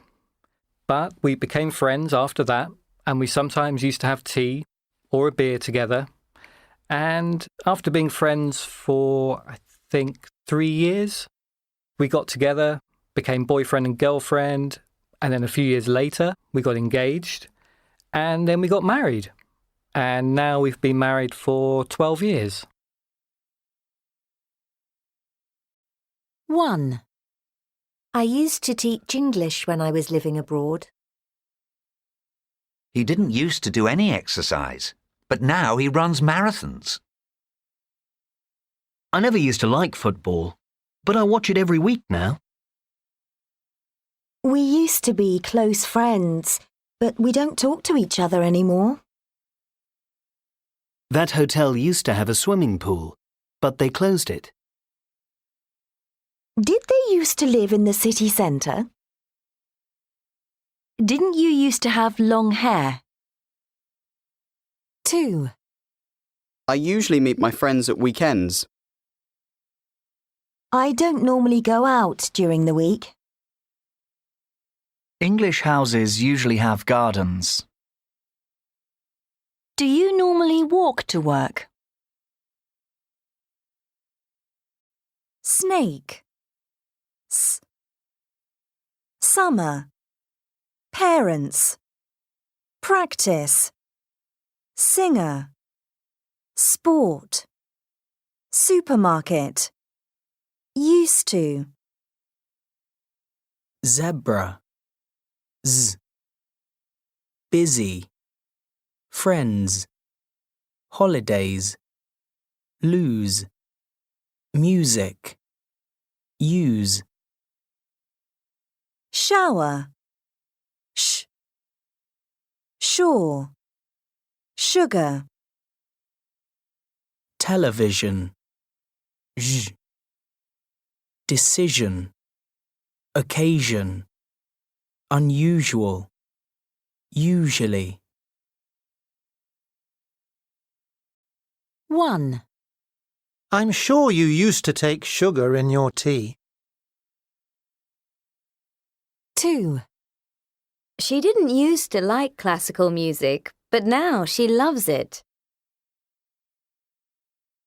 3, We used to stay with my parents' friends in the summer holidays.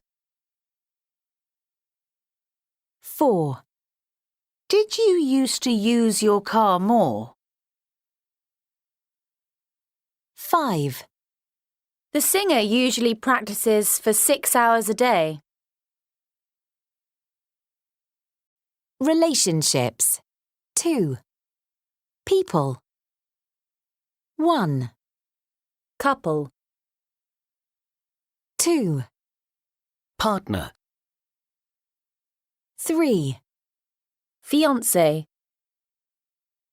4, Flatmate. 5, Colleague. 6, Ex. 7, Close friend. 8, Classmate.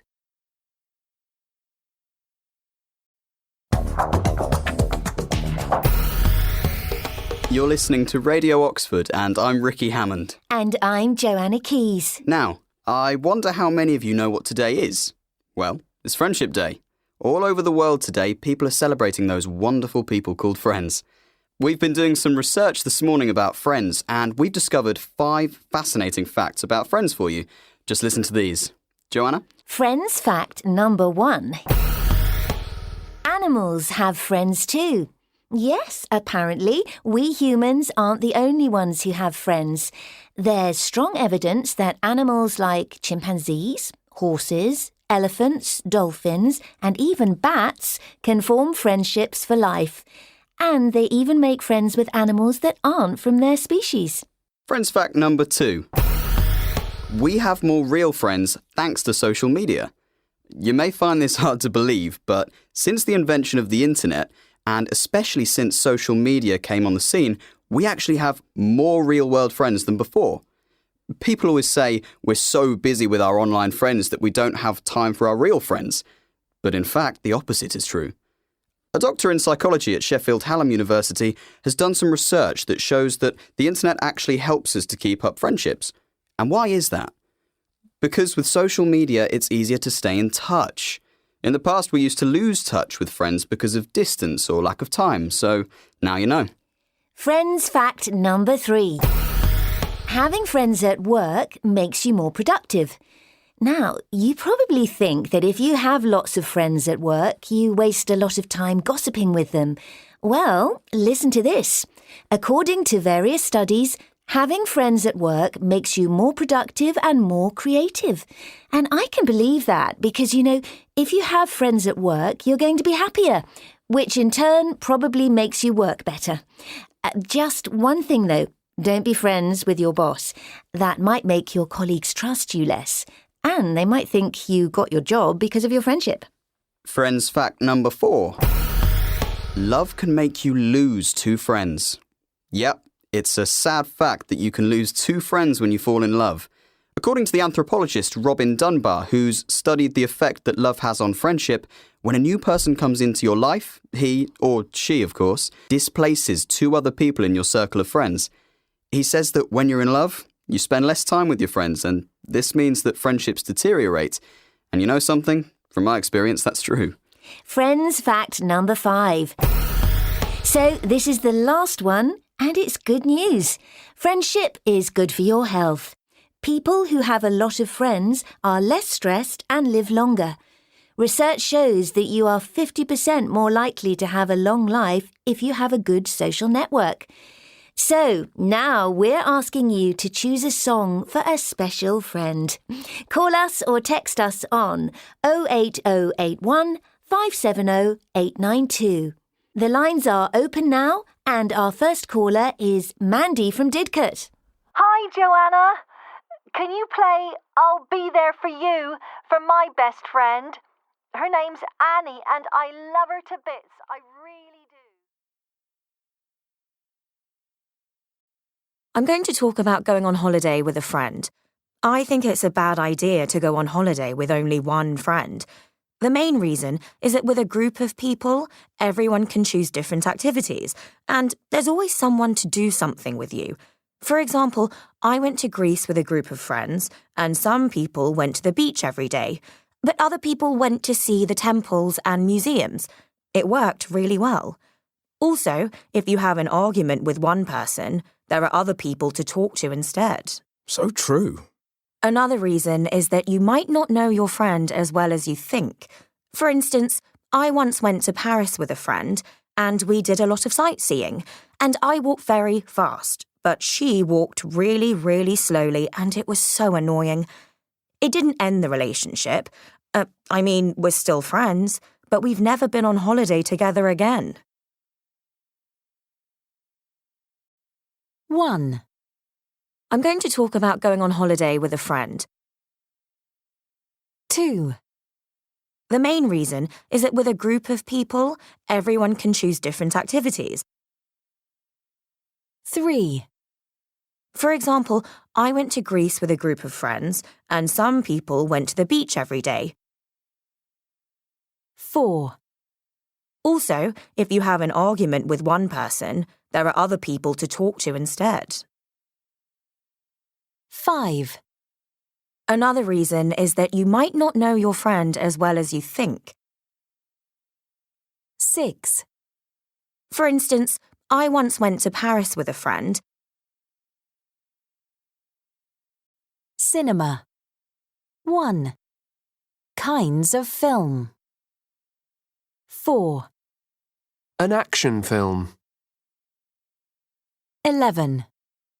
An animation. 10. A biopic. 1. A comedy. 7. A period drama. 3. A horror film. 2. A musical. 6. A rom-com. 8. A science fiction film. 12. A thriller. 5. A war film. 9. A western. 2. People and things. 1. Cast. 2.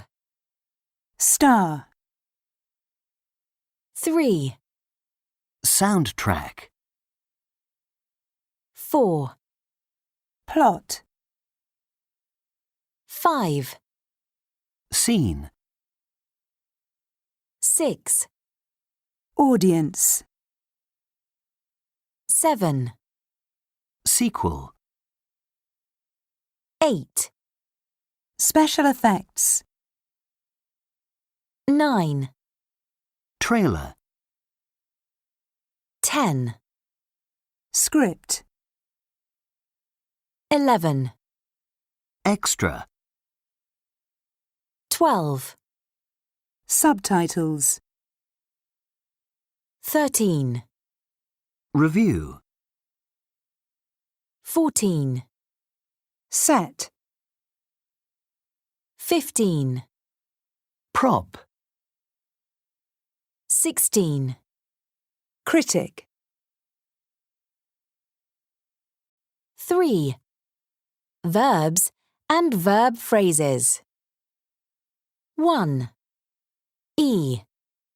Is based on means is an adaptation of a true story. 2. Is set in means is situated in that place at that time. 3. Is directed by means he is the director. 4. Plays the part of means this is his role in the film. 5. Was shot on location means was filmed outside the studio. 6. Is dubbed means the words are spoken in a different language by foreign actors. 1. A lot of films are shot on location. When is our car being repaired? Artem's bike has been stolen. The director died when the film was being made.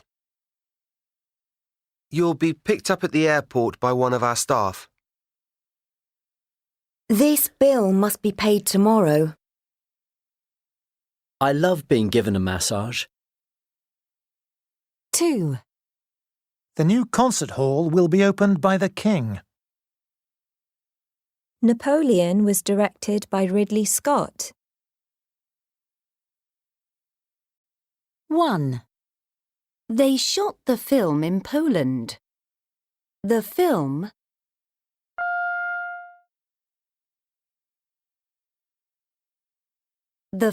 was shot in Poland. 2. They speak English here. English.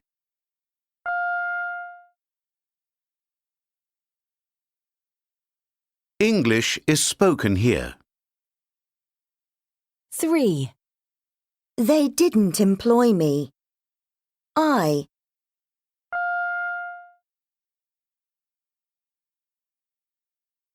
wasn't employed. 4.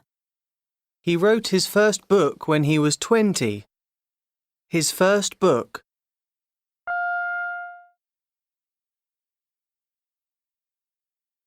His first book was written when he was 20. 5. They do the work by hand. The work.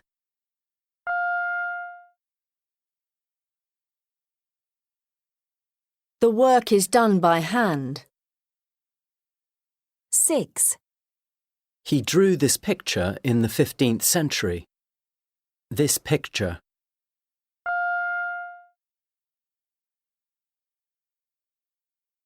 This picture was drawn in the 15th century. 7. They record the music in a studio. The music.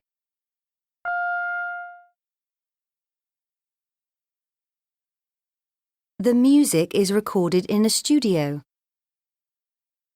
8. They don't use this office anymore. This office.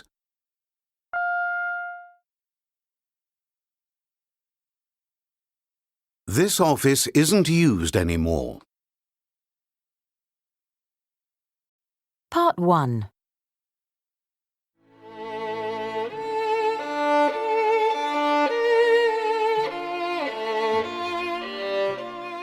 So, tell me, how did you get involved in the film, Dagmara?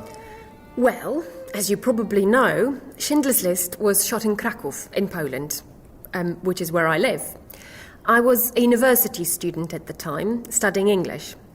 And the film company set up their production office here 3 months before they started shooting the film, and I got a job there as a production assistant, preparing and translating documents and the script. But how did you get the job as Steven Spielberg's interpreter?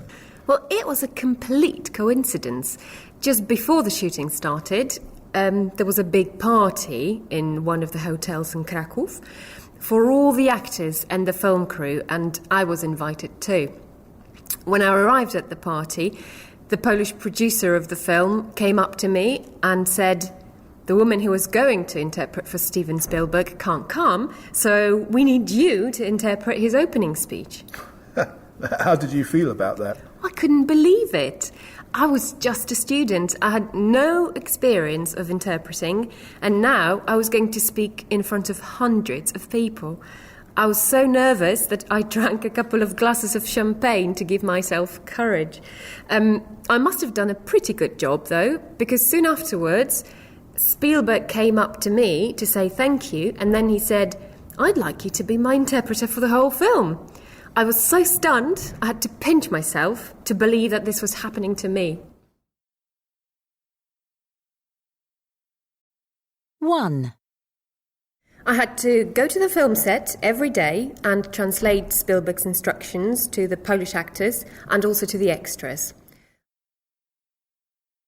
2. It was really exciting, and I often felt as if I was a director myself. 3. The worst thing was when we had to shoot a scene again and again because Spielberg thought it wasn't exactly right. Part 2. So, what exactly did you have to do? I had to go to the film set every day and translate Spielberg's instructions to the Polish actors and also to the extras. I had to make them understand what he wanted them to do. It was really exciting, and I often felt as if I was a director myself. So, was it a difficult job? Sometimes it was really hard. The worst thing was when we had to shoot a scene again and again because Spielberg thought it wasn't exactly right. Some scenes were repeated as many as 16 times, and then sometimes I would think that maybe it was my fault, that I hadn't translated properly what he wanted, so I'd get really nervous. I remember one scene with lots of actors in it, which we just couldn't get right. And Spielberg started shouting at me because he was stressed.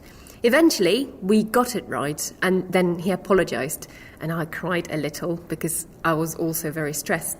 And after that, it was all right again. So, was Spielberg difficult to work with? Not at all. I mean, he was very demanding. I had to do my best every day. But he was really nice to me. I felt he treated me like a daughter. For instance, he was always making sure that I wasn't cold. It was freezing on the set most of the time. And he would make sure that I had a warm coat and gloves and things. Did you ever get to be an extra? Yes, twice. I was going to be in 2 party scenes, and I got to wear beautiful long dresses and high heels. Unfortunately, one scene didn't make it to the final cut of the film, and before we started shooting the other one, I tripped walking down some stairs and twisted my ankle really badly. I was in so much pain that I couldn't take part in the filming. And that was the end of my acting career. I still have the photos of me looking like a girl from the 40s, though. Have you ever worked with Spielberg again? Yes. A year later, he invited me to interpret for him again, this time during the premiere of Schindler's List in Poland, which was broadcast live on national television. Before that, he had also asked me to come to work as a production assistant on his next movie in Hollywood. I was very tempted and thought really hard about it, but I hadn't finished my studies yet, and all my family and friends were in Poland, so in the end, I decided not to go. Oh. Do you regret it? Not at all. I had my moment, and it was unforgettable, but that was it.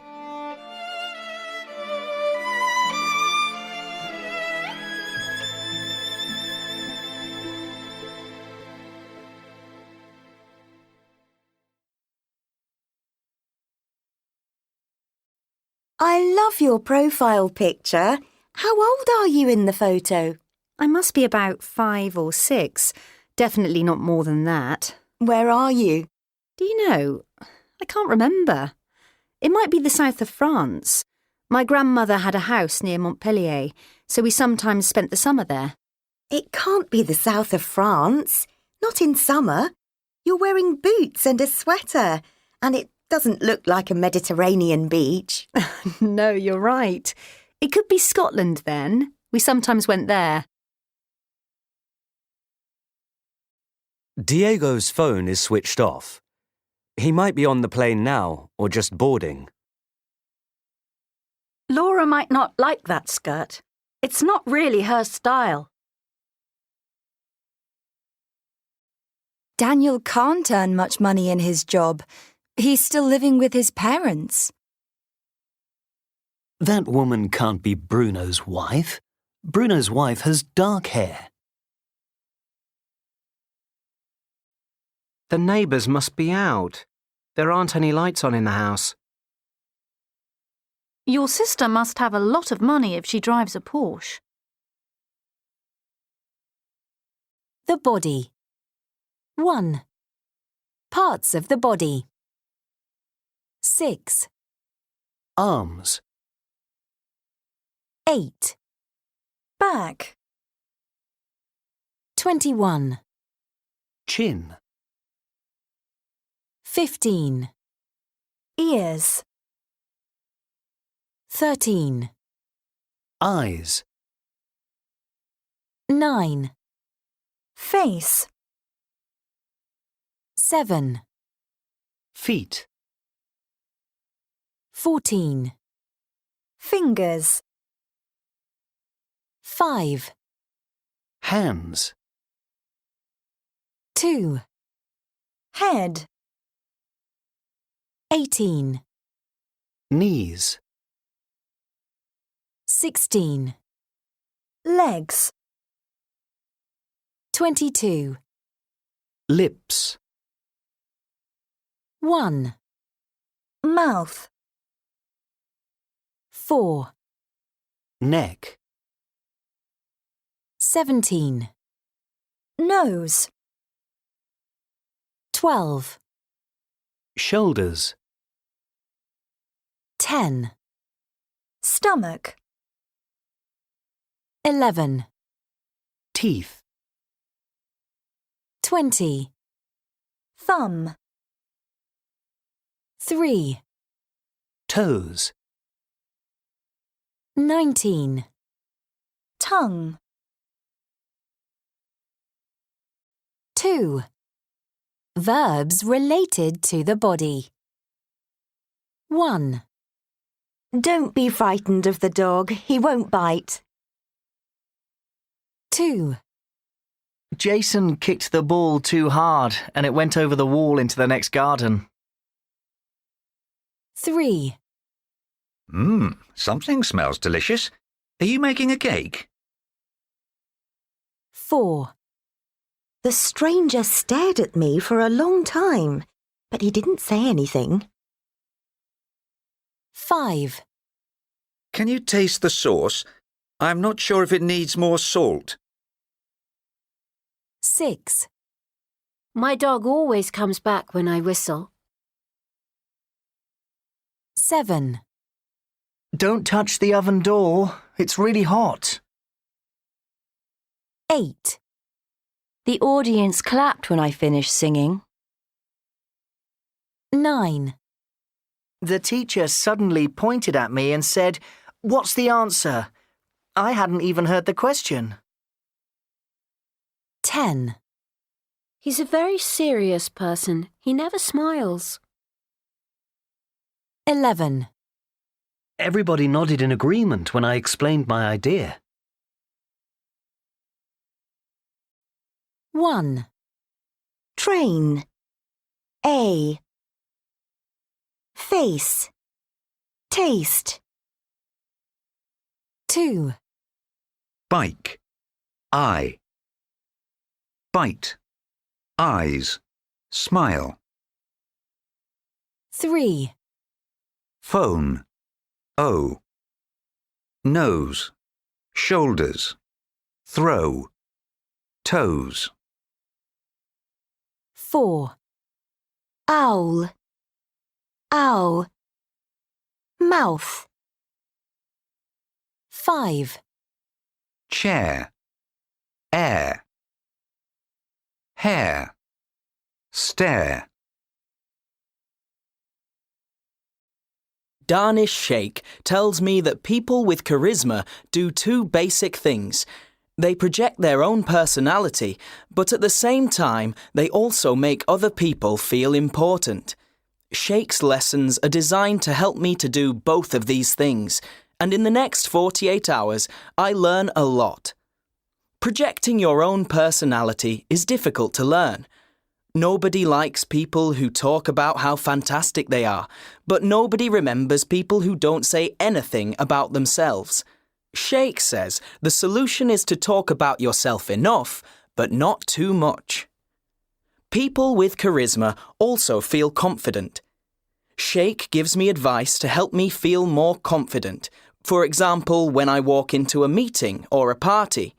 He tells me to remember a time in the past when I was successful. This positive memory will stop me from feeling afraid or anxious. Body language is also important. We practice it together, including how to stand like a gorilla, with your feet apart and your arms wide. This shows that you're an important person. Sheikh also tells me how to enter a room. You have to have your chin up and your shoulders back. He tells me to make eye contact with the people I'm talking to, but not for too long, maximum 4 seconds. It's important not to stare. We also study hand gestures. You shouldn't use them too much. Finally, conversation. I learn that it's important not to speak too fast or too slowly. You need to vary your speed to keep your listeners' attention. But the most important thing of all is listening carefully. If you show interest in people, it makes them feel special. But if you're not really listening, the person you're talking to notices very quickly, so you need to make sure you really concentrate on what they're saying. At the end of the 2 days, I have a practical test. At the end of the 2 days, I have a practical test. I go to a pub with Sheikh, and I have to talk to strangers. I start talking to people and it goes okay. I don't think English people really like it when a stranger starts speaking to them, but we laugh, and I have some interesting conversations. Occasionally, Sheikh gives me advice. He reminds me to make eye contact with everyone I'm talking to, and tells me not to cross my arms, that kind of thing. As we leave the pub, we shake hands. He says that the course has been good for me, and he gives me a thumbs up. So, have I changed? Am I more charismatic? Not exactly. I'm never going to stand like a gorilla again, for example. But perhaps charisma is simpler than that anyway. It's about understanding who you are better, and showing the best version of yourself. 1. History. 2. Geography. 3. Maths. 4. Computing. 5. Physics. 6. Literature. 7. Biology. 8.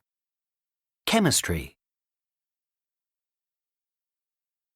Education. 1. The school system in the UK and the US. In the UK. Children start primary school when they're 5. Before that, many children go to nursery school, for example, between the ages of 2 and 4, but this is not compulsory. From 11 to 18, children go to secondary school. The majority of schools in the UK, about 90%, are state schools, which means that they are paid for by the government and education is free. The other 10% are private schools, where parents have to pay. A few of these are boarding schools, where children study, eat and sleep. Children at primary school are often called pupils, and children at secondary school are usually called students, as are people who are studying at university. The person who is in charge of a school is called the head teacher. The school year is divided into 3 terms. If you want to go to university, you have to take exams called A-levels in your last year at school. If your results are good enough, you get a place. A person who has finished university and has a degree is called a graduate. In the US. The school system is divided into 3 levels: elementary school, middle school, sometimes called junior high school, and high school. School children are divided by age groups into grades. The youngest children start in kindergarten, followed by 1st grade, and continue until 12th grade, which is the final year of high school. The school year is divided into 2 semesters. Higher education in the U.S. is often called college. 2. Discipline and exams. A. Discipline is very strict in our school. We aren't allowed to switch on our phones during class, and they don't let us bring unhealthy food for lunch, like crisps or fizzy drinks.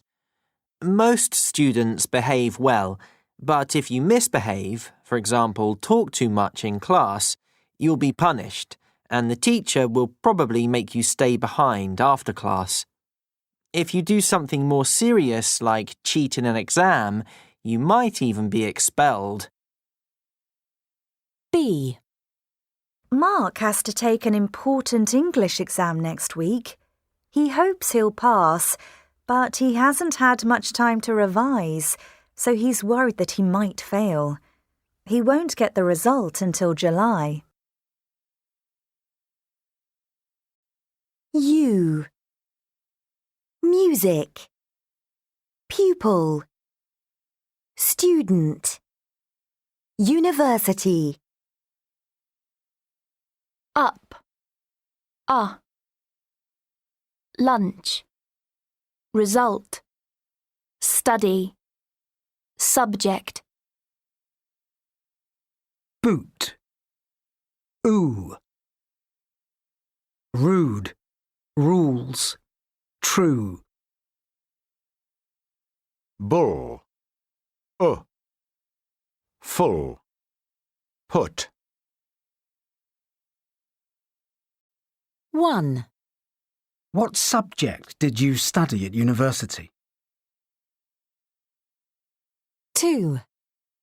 Do pupils at your school wear a uniform?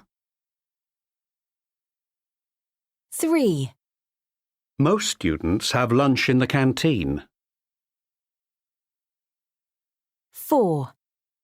I usually get good results in my music exams.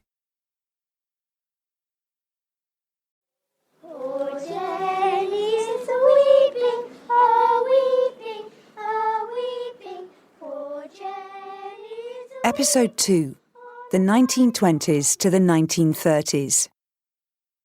In this episode, the children learn Esperanto. This language of international communication was invented in the 19th century and became popular in the period between the two world wars. It was called the language of peace. To help them learn it, teachers used the latest technology, a record player or gramophone as it was called then.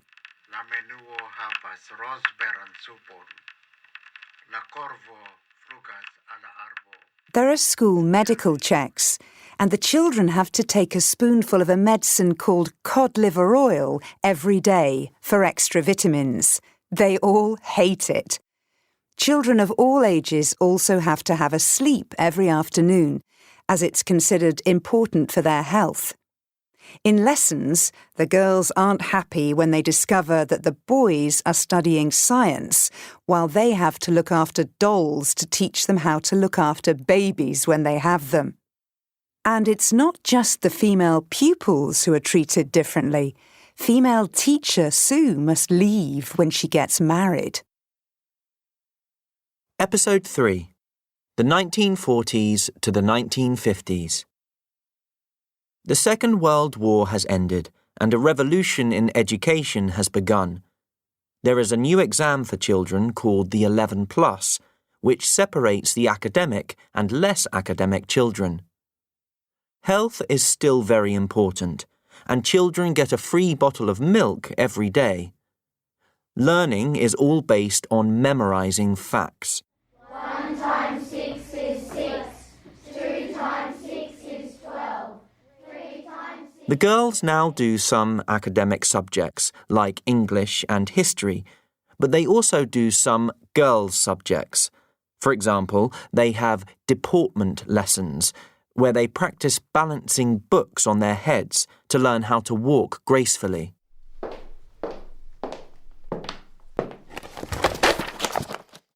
For the boys, on the other hand, apart from doing all their academic subjects, they also go cross-country running, a sport where they run long distances in the countryside.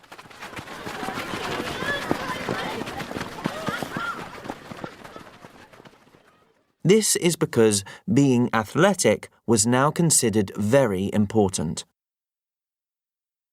Episode 4. The 1960s. In the 60s, the class try out a different school called a secondary modern. Education is now less formal, and they study vocational subjects to prepare them for certain types of jobs. Boys and girls are separated again. Typewriting for girls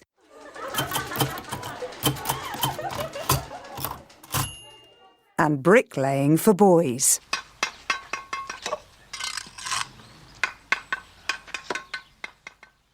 Then there's cookery for girls, and the boys learn to drive, something that is considered a vital skill for male school leavers. They still have to do maths, though, and this is one of the few lessons where boys and girls are mixed. Episode 5. The 1970s. In the 1970s, the children are at a new type of school called a comprehensive. Finally, boys and girls are mixed for all lessons.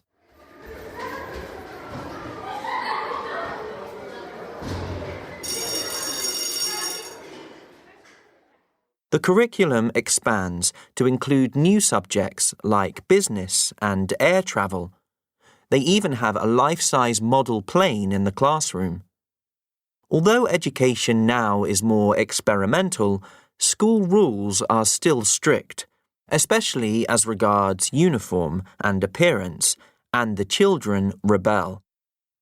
The girls want to wear short skirts, and the boys want to have long hair, both of which are forbidden.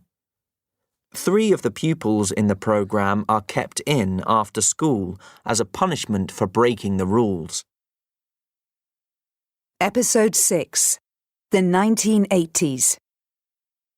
The pupils arrive in the 1980s, where technology is changing fast. In the maths class, they try out a computer for the first time.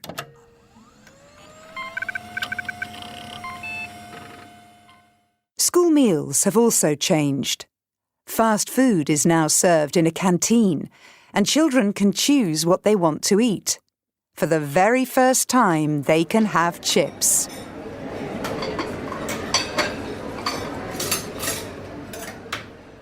The only area where boys and girls do different things is in PE lessons. Boys still have to do cross-country running, for example, but the girls can take part in a new sport, rhythmic gymnastics.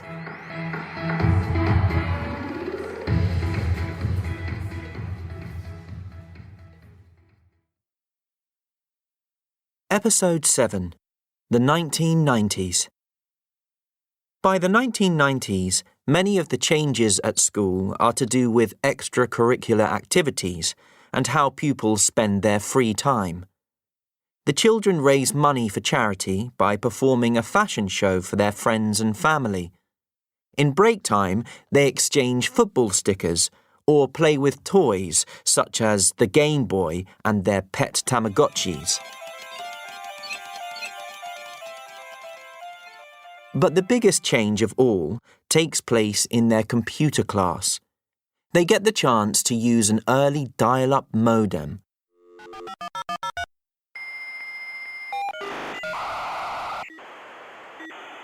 And access the very first worldwide website.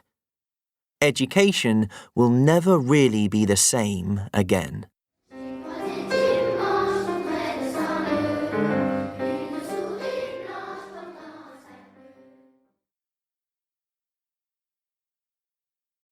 One. If you work hard, you'll pass your exams. The teacher won't be very pleased if we're late for class. 2. Come and see us next week if you have time. 3. Alison won't get into university unless she gets good grades. I won't go unless you go too. We'll have dinner when your father gets home. As soon as you get your exam results, call me. I won't go to bed until you come home. I'll have a quick lunch before I leave. After I finish university, I'll probably take a year off and travel. The topic I've chosen is all children should play a team sport at school. I completely agree for the following reasons. First of all, I think that doing any kind of sport is a really positive thing for children. It's good for their health and, apparently, it helps children to learn better. My second point is that team sports are good for building relationships. Children learn how to work together. Another important point is that they can use the team skills they learn from sport in other areas of their life. Finally, being part of a team is a great experience. It doesn't matter if you're not good at a sport. You can still enjoy playing the game with your friends. 1. The topic I've chosen is all children should play a team sport at school. 2. I completely agree for the following reasons. 3. First of all, I think that doing any kind of sport is a really positive thing for children. 4. My second point is that team sports are good for building relationships. 5. Another important point is that they can use the team skills they learn from sport in other areas of their life. 6. Finally, being part of a team is a great experience. 1. If I had a job, I'd get my own flat. If Thomas spoke good English, he could get a job in that new hotel. I would get on better with my parents if I didn't live with them. I wouldn't do that job unless they paid me a really good salary. 2. If your sister were here, she'd know what to do. If it was warmer, we could have a swim. 3. If I were you, I'd buy a new computer.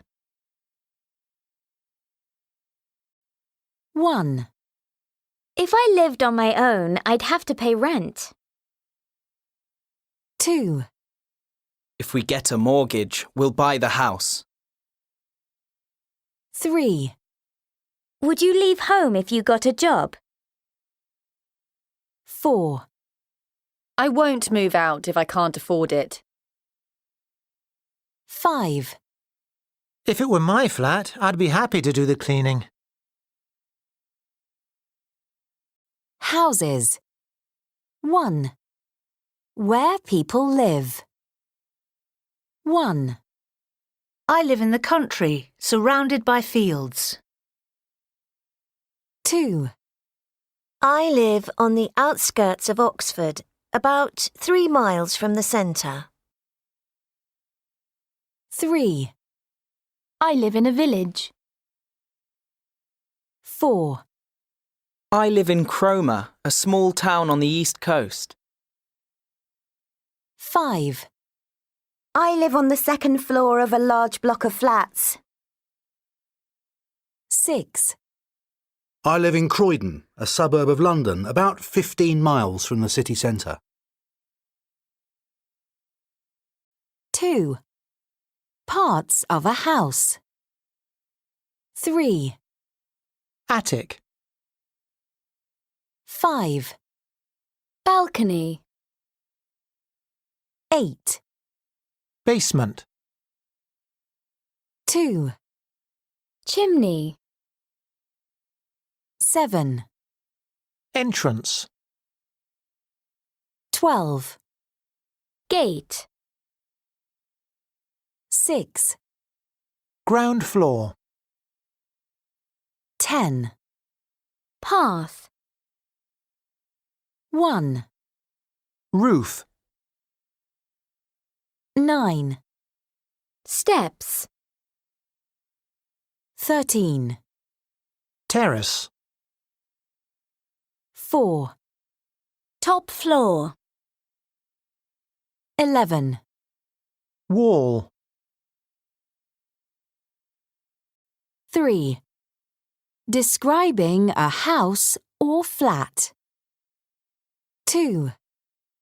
I live in a cottage in the country. It's old and made of stone, and the rooms have very low ceilings.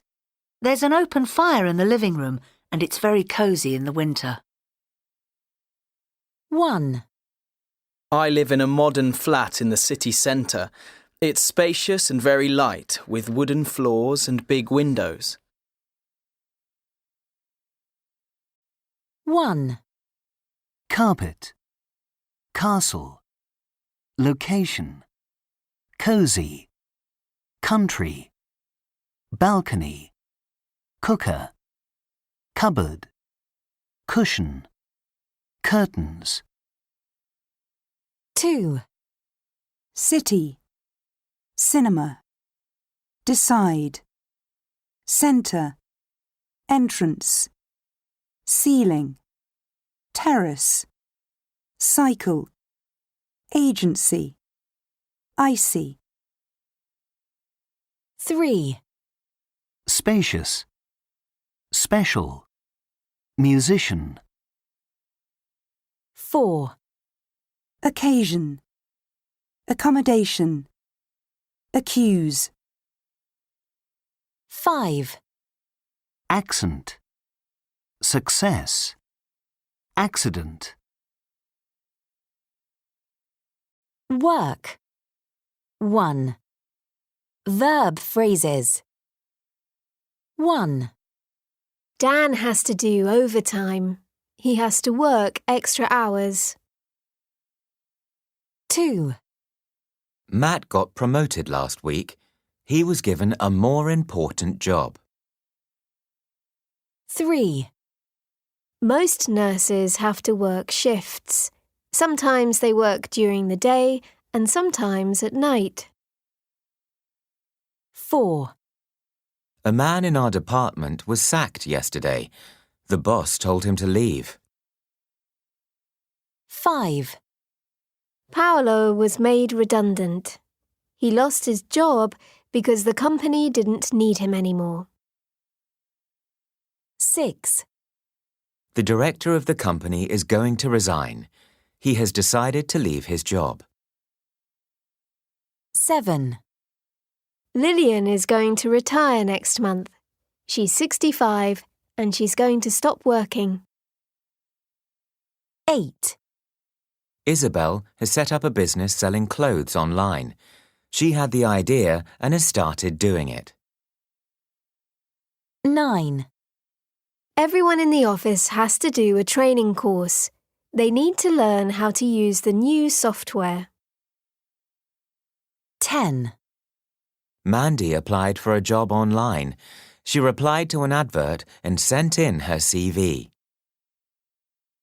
11. My parents run a language school in Brighton. They employ 6 teachers who teach English to foreign students. 2. Saying what you do. A. 1, I'm unemployed.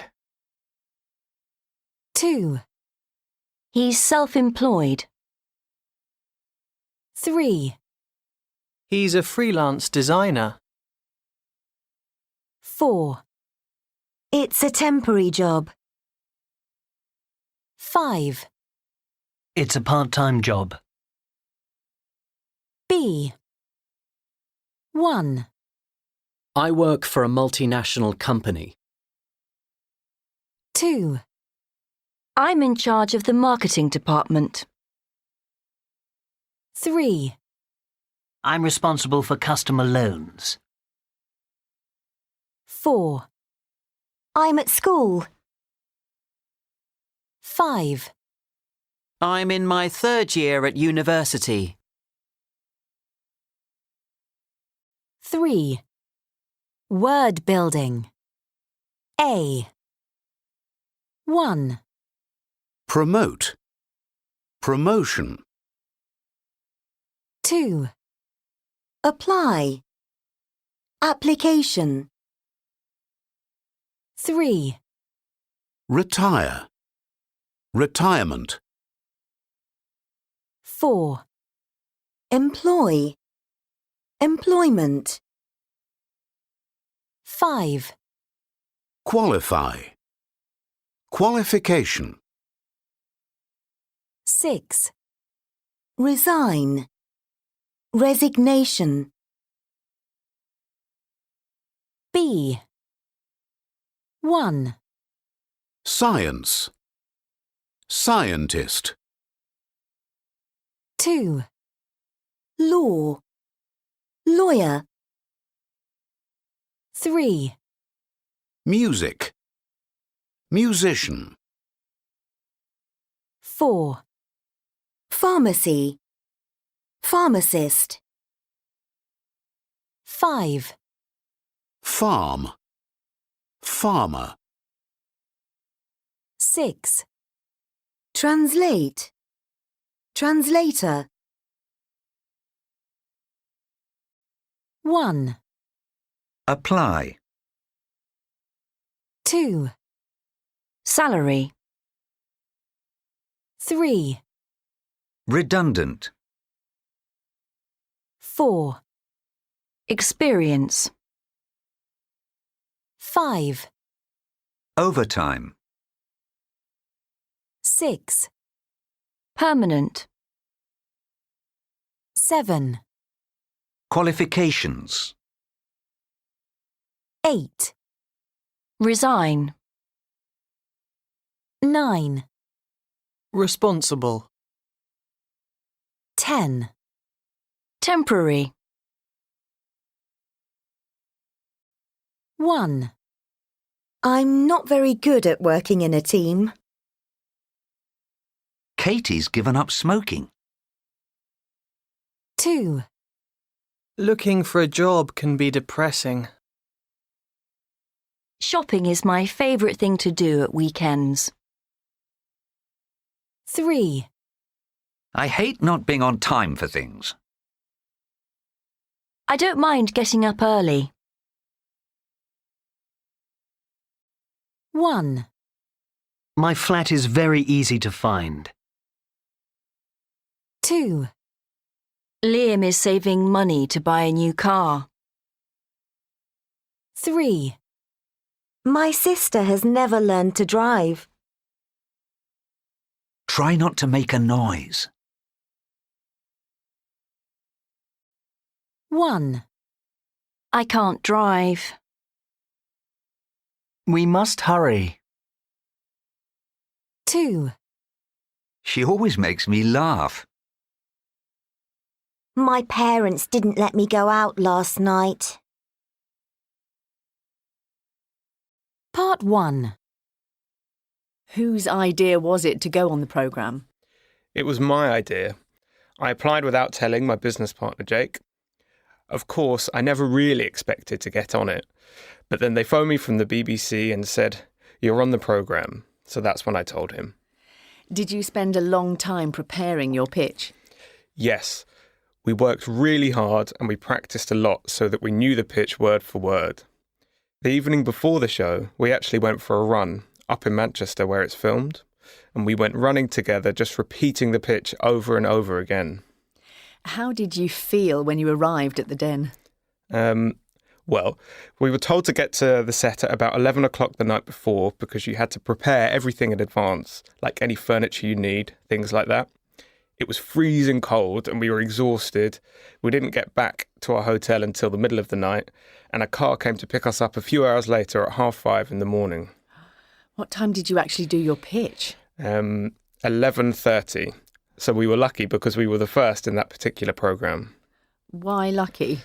Because we didn't have to wait too long. The other contestants spent ages just waiting around. Some of them, the ones who were on last, had to wait 12 hours. Did you meet the dragons before you went in to do the pitch? No, you're not allowed to. Like, if you go to the toilet before you go on, someone has to escort you in case you meet a dragon. So the first time you see them is when you go into the den. Part 2. What were the dragons like? Well, they're obviously told by the producers to be really unfriendly and aggressive. So I remember thinking, when the doors opened and we walked in, what I wanted to do was just to smile at one of them. That was my way of making myself relaxed. And I looked at Deborah Meaden, because she was in the middle, and I smiled at her. But she just, stared at me, stony-faced, to make me feel nervous. And it worked. Did you think you did a good presentation? Yeah, we did. But Jake, who usually never gets anything wrong, he forgot his first words, and he just never does that. So we both thought when he got the introduction wrong that it was going to go badly, but it didn't. So what happened after you'd done your pitch? Yeah, well, 4 of the dragons said, "I'm out." They said they weren't interested. So we were feeling pretty depressed, pretty negative. And then? The last dragon was Peter, and he's quite scary. He's incredibly tall, over 2 metres. And at first he really criticised us. But then he told us he had a big chain of camera shops called Jessop's, and they were starting online printing and photo framing as part of their business.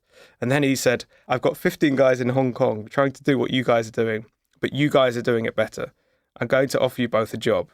Were you very surprised? Totally, because it had never happened on Dragon's Den before. In 10 years, they'd never offered someone a job. So he offered you jobs just like that? Well, his offer was that he wanted to have our business and for us to work with him at Jessop's. With a good salary? Very. So what did you do? Part 3. It was very stressful because we knew we had to make a decision immediately. So Jake said, yes, let's take the jobs. But I said, you don't want to work for Jessop's. And he stayed silent. And I said, I don't want to work for Jessop's. I mean, neither of us were in a position where we could have dropped everything and gone and worked for Jessop's full time. It was ridiculous.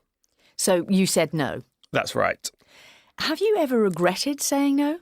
No, not for a second. It was still early days for us then, so we were still kind of having fun and enjoying running our own business. And things worked out well for us. Frame Again was successful, and eventually we sold the business. But not one of the dragons? No, but that would have been perfect. Direct statements and reported statements. I like shopping. She said that she liked shopping. I'm leaving tomorrow. He told her that he was leaving the next day. I'll always love you. He said that he would always love me. I passed the exam. She told me that she had passed the exam. I've forgotten my keys. He said that he had forgotten his keys. I can't come. She said that she couldn't come. I may be late. He said that he might be late. I must go. She said that she had to go. Direct questions and reported questions. Are you married? She asked him if he was married. Did Lucy phone? He asked me whether Lucy had phoned. What's your name? I asked him what his name was. Where do you live? She asked me where I lived. 1. They're throwing guitars out there. 2. They immediately complained to United Airlines. 3. For 9 months, he tried to claim compensation. 4. Dave wrote a song about his experience and produced a music video to go with it. 5. United Airlines contacted Dave and offered him a payment. 6. The BBC reported that United Airlines' share price had dropped by 10%. Hello, and welcome to How's Business. Today, we're going to look at how social media can make a big difference for some businesses. And I'd like to start with the story of Dave Carroll, a Canadian singer-songwriter who had a very bad experience with United Airlines. Dave and his band were flying with United Airlines from Halifax in Nova Scotia to Omaha in Nebraska, with a stopover in Chicago. As they were waiting to get off the plane in Chicago, they heard another passenger say, "My God, they're throwing guitars out there." One of the band members looked out of the plane window and saw that the baggage handlers, who were taking the luggage off the plane, weren't being careful with the band's guitars. They were throwing them. The band were very worried, and they immediately complained to United Airlines, but nobody listened to them. When they arrived in Omaha, Dave discovered that part of his very expensive Taylor guitar had been damaged. It cost him $1,200 to get it repaired.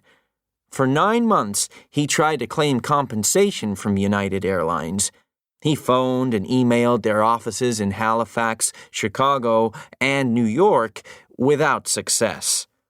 In the end, he even suggested that instead of money, they could give him $1,200 of flight tickets.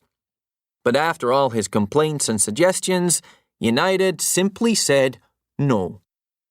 So, what else could a singer-songwriter do? Dave wrote a song about his experience and produced a music video to go with it. The song was called United Breaks Guitars. He posted the video on YouTube and it was a huge hit. The song reached #1 on the iTunes Music Store within a week. Dave decided to produce 2 more videos, which he also posted on YouTube. 4 days later, after 1 million views of the first video, United Airlines contacted Dave and offered him a payment. They said he had one chance to accept, and he wouldn't get a better offer from them. He refused and suggested they gave the money to charity. Of course, the impact of Dave's song went far beyond YouTube. Soon, newspapers, websites, TV and radio stations all over North America were doing stories about the song. Dave was interviewed on many radio and TV shows where, of course, he retold the story of how United breaks guitars. He did over 200 interviews in the first 3 months. Dave Carroll's favorite guitar was damaged, but in the end, United Airlines were the bigger losers. After the bad publicity, the BBC reported that United Airlines' share price had dropped by 10% within 4 weeks, which means that the company lost an incredible $180 million. It would have been much cheaper to repair Dave's guitar. Since then, Dave's first music video has had over 22 million views.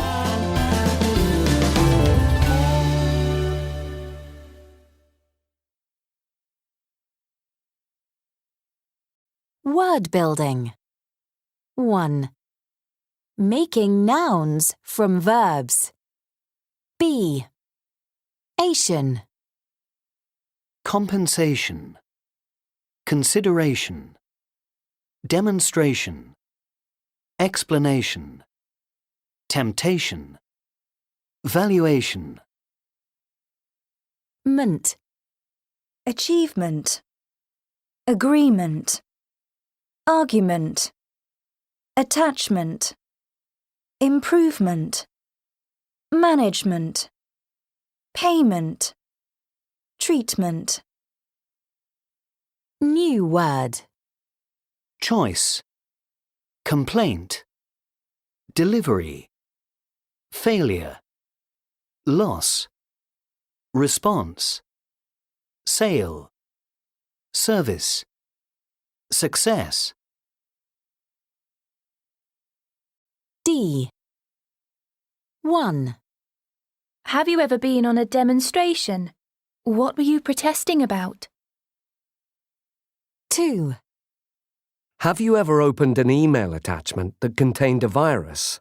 What happened? 3. Do you often have arguments with your family? What about? 4. Do you prefer reading grammar explanations in your own language, or do you think it's better to read them in English? 5. Have you ever made a complaint to a company and got compensation? 6. Do you think that there's too much choice when you're shopping? For example, for a new phone? 7. In a restaurant, what's more important for you, the food or the service? Airline. Bargain. Certain. Claim. Complain. Contain. Email. Explain. Paid. Repair. Waiter. Train. A. Claim. Complain. Contain. Email. Explain. Paid. Waiter. Chair. Air. Airline. Repair. Computer. Bargain. Certain. Here are 3 of the best stories people sent to me at Solo Traveler. First, Katya. Katya was in Argentina to see the famous Iguazu Falls. She'd just arrived in Puerto Iguazu, the nearest town to the falls. It was 10 p.m. at night. She'd booked a room in a hostel, but when she tried to find it, it just didn't seem to exist. She walked around town for a long time, but she had no luck, and in the end, she stopped at a bar and asked the owner and his wife for help. It turned out that the hostel had given her the wrong address. The kind bar owner ended up driving her around town at 2 o'clock in the morning to try to find the hostel. In the end, they found the place, but the front desk was closed for the night. So then, the bar owner drove her to a small hotel that was still open so she could get a room for the night. He even negotiated the price for her as he was worried it would be too expensive. So it only cost her the same as the hostel. Katya says she can't believe how incredibly kind he was. What a great story. Now, this is Jerry's story. Jerry was on a solo trip to France. While he was in Paris, one day he was in a hurry. He ran across the street and tripped on the curb. He fell flat on his face on the sidewalk and cut his face badly. It was bleeding a lot. He was lying on the sidewalk and a group of boys, about 13 or 14 years old, came over to him. They helped him to stand up and they took him to sit down on a bench. One of the boys gave him some tissues to stop the bleeding. Then, another boy ran to a nearby school to ask the school nurse to have a look at Jerry, and all the other boys helped him to walk slowly along the road to the school. They couldn't go in with him, so they waved goodbye and ran off. Jerry says that the whole experience could have been much worse, but the kindness of those young men really cheered him up. And finally, this is what happened to Jen. Jen was at the airport in Lisbon. She was on her way first to London and then back to the US.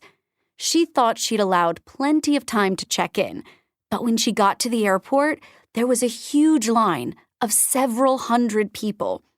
She was absolutely convinced that she would miss her flight. She was panicking and talking aloud to herself, saying, "What am I going to do?" Then, a man in the line asked her, in English, if he could help. She explained that she had a flight to London, and the man told her she was actually in the line for a flight to Brazil.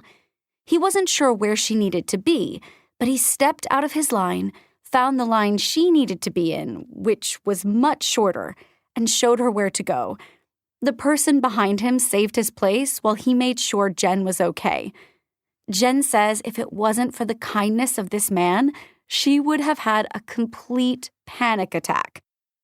I love these stories of the kindness of strangers. Keep sending your stories in. We love to hear from all those solo travelers out there. If I'd known you had a problem, I would have helped you. If Paul hadn't gone to Brazil, he wouldn't have met his wife. Would you have gone to the party if you'd known Lisa was there? You wouldn't have lost your job if you hadn't been late every day. 1. If I'd known you were ill, I would have come to see you. If I'd known you were ill, I would have come to see you. 2. If the weather had been better, we would have stayed longer. If the weather had been better, we would have stayed longer. 3. If I hadn't stopped to get petrol, I wouldn't have been late. If I hadn't stopped to get petrol, I wouldn't have been late. 4. We would have missed our flight if it hadn't been delayed. We would have missed our flight if it hadn't been delayed. 1. It would have been much quicker if we'd taken a taxi.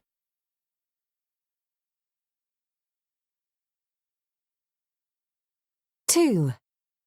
She wouldn't have found out if you hadn't told her.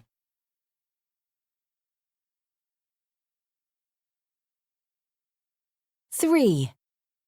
The tickets would have been cheaper if we'd booked them earlier.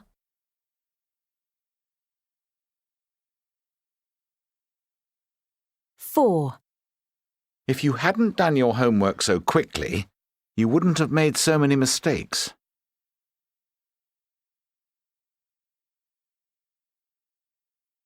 5. I would have lent you some money if you'd asked me.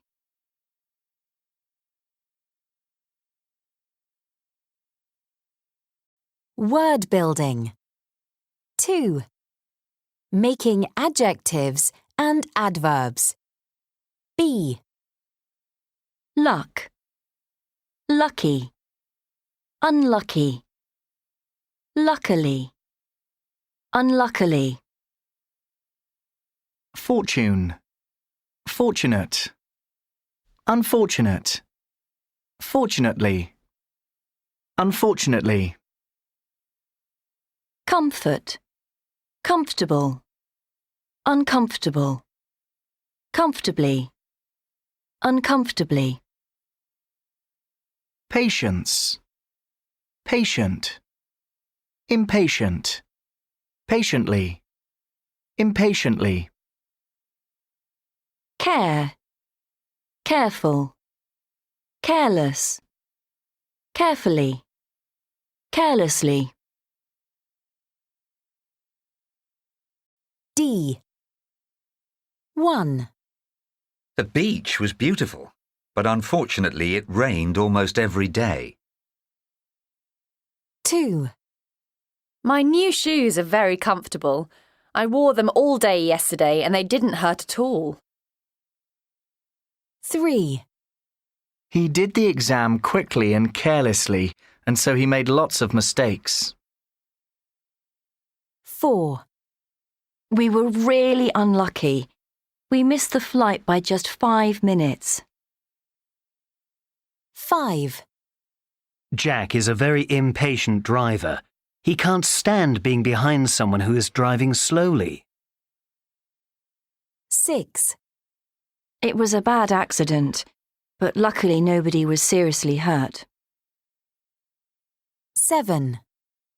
It was raining, but fans waited patiently in the queue to buy tickets for tomorrow's concert.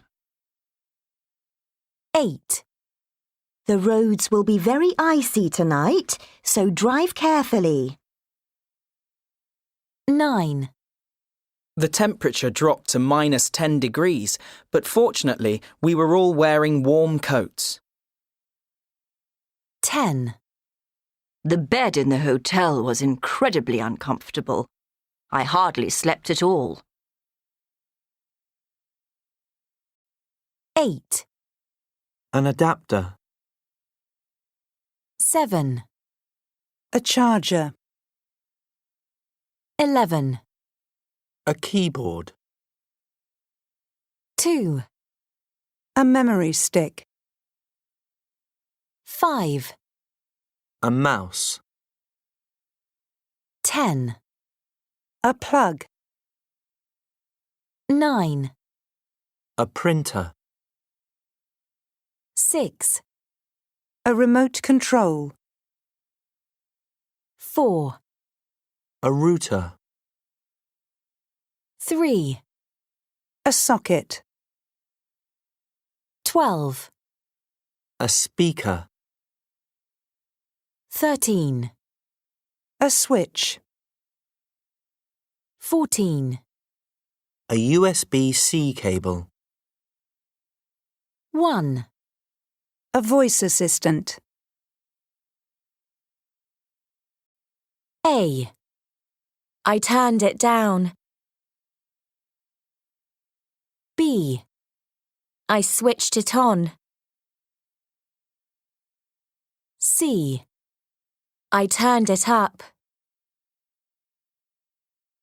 D, I plugged it in. E, I switched it off.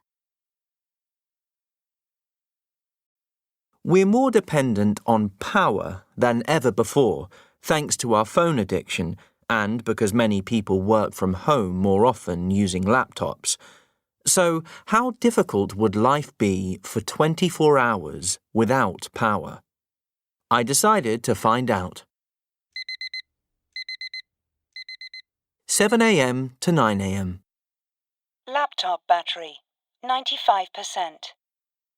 Phone battery, 100%. Tablet battery, 65%. It's 10 minutes since my alarm went off. I set it on my phone, which I charged overnight. My last blast of electricity for the next 24 hours. Already, I'm realizing quite how dependent we are on power.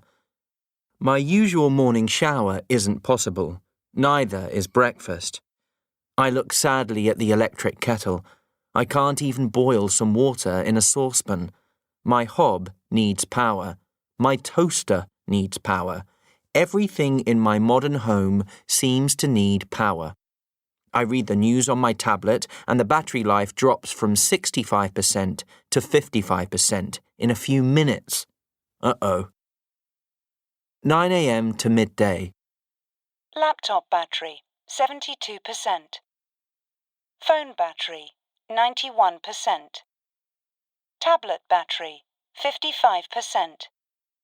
I sit down to work at my laptop. By 10 a.m., it's down to 72% battery. Someone gets in touch to ask me to Skype, but Skype calls really drain the power. I close down unnecessary programs and turn the brightness of my screen down to its lowest level.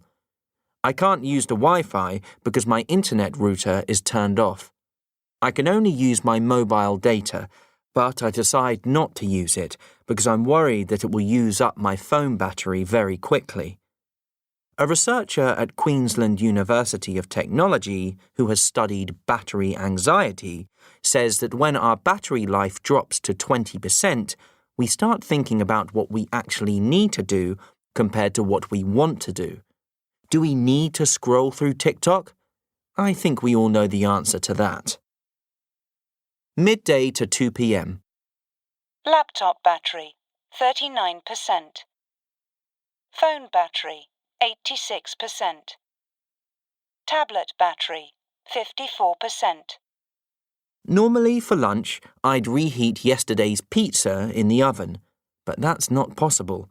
So I eat cold meats and drink a warm Diet Coke because the fridge is also off.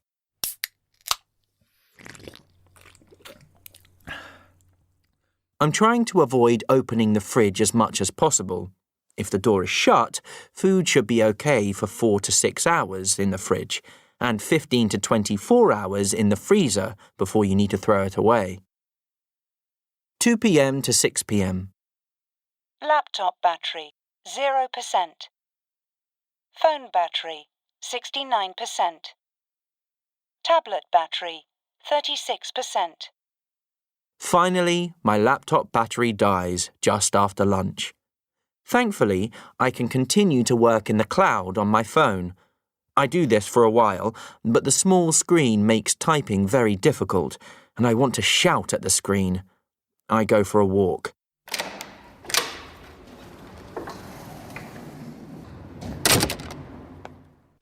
Only I can't listen to music or the radio on my phone as I usually would. I think nostalgically of the battery-operated Walkman of the 1980s. 6 p.m. onwards. Laptop battery, 0%. Phone battery, 44%. Tablet battery, 26%. There's not much power left and it's getting dark. How on earth did people keep themselves busy in the evenings before electricity? I call a friend named Joel. 2.5 years ago, he decided to live off-grid, and now he lives in a tent in a field. I asked Joel what to do with my long Friday evening. He thinks for a minute. Cook yourself a really nice meal, he says, sounding very chilled. But I have an electric cooker, I say. Joel's surprised. He cooks his food outside over a fire. Then I have a flash of inspiration. My car has enough petrol in it to get to a takeaway. As my phone charge drops to 20%, I drive out to pick up dinner.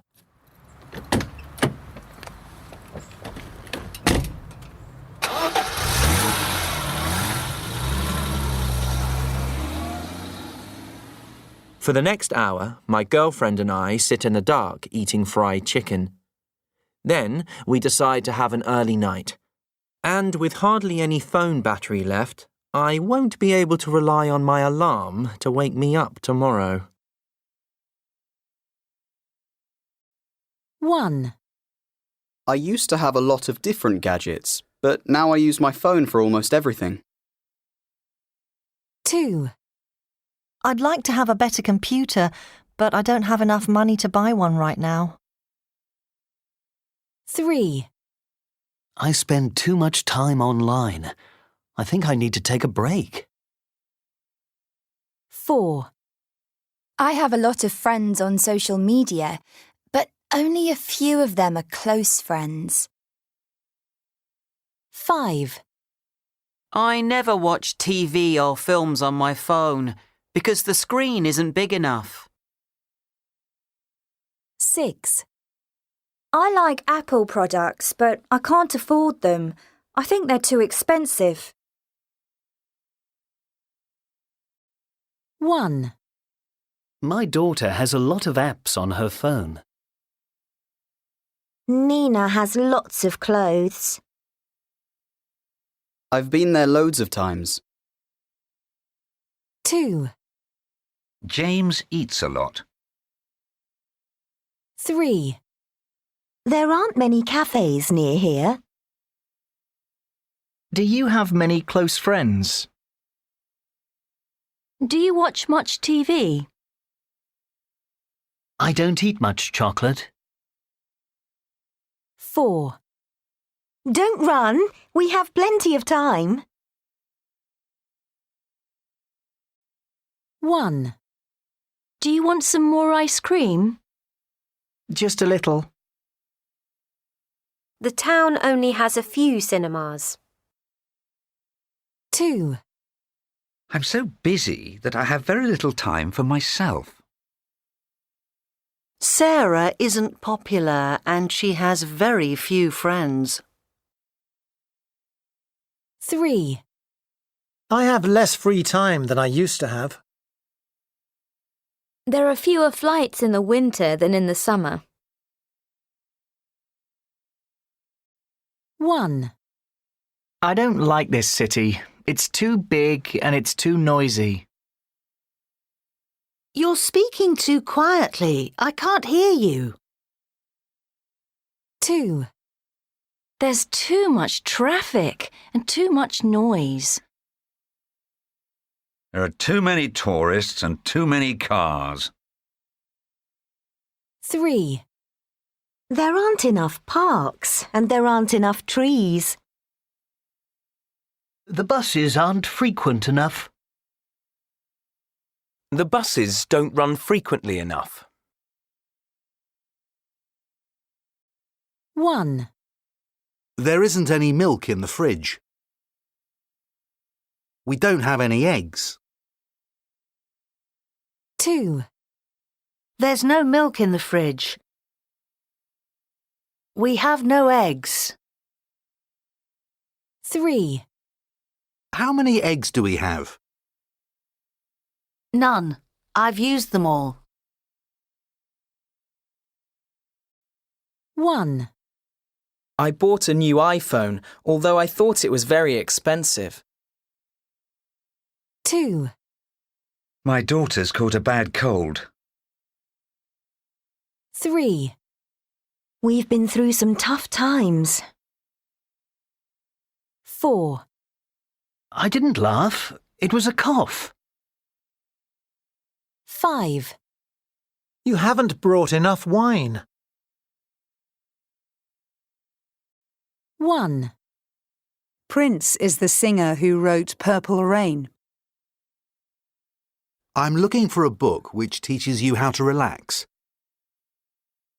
That's the house where I was born. 2. Is Frank the man whose brother plays for Manchester United? It's a tree whose leaves change colour in autumn. 3. I've just had a text from the girl I met on the flight to Peru. This is the phone I bought yesterday.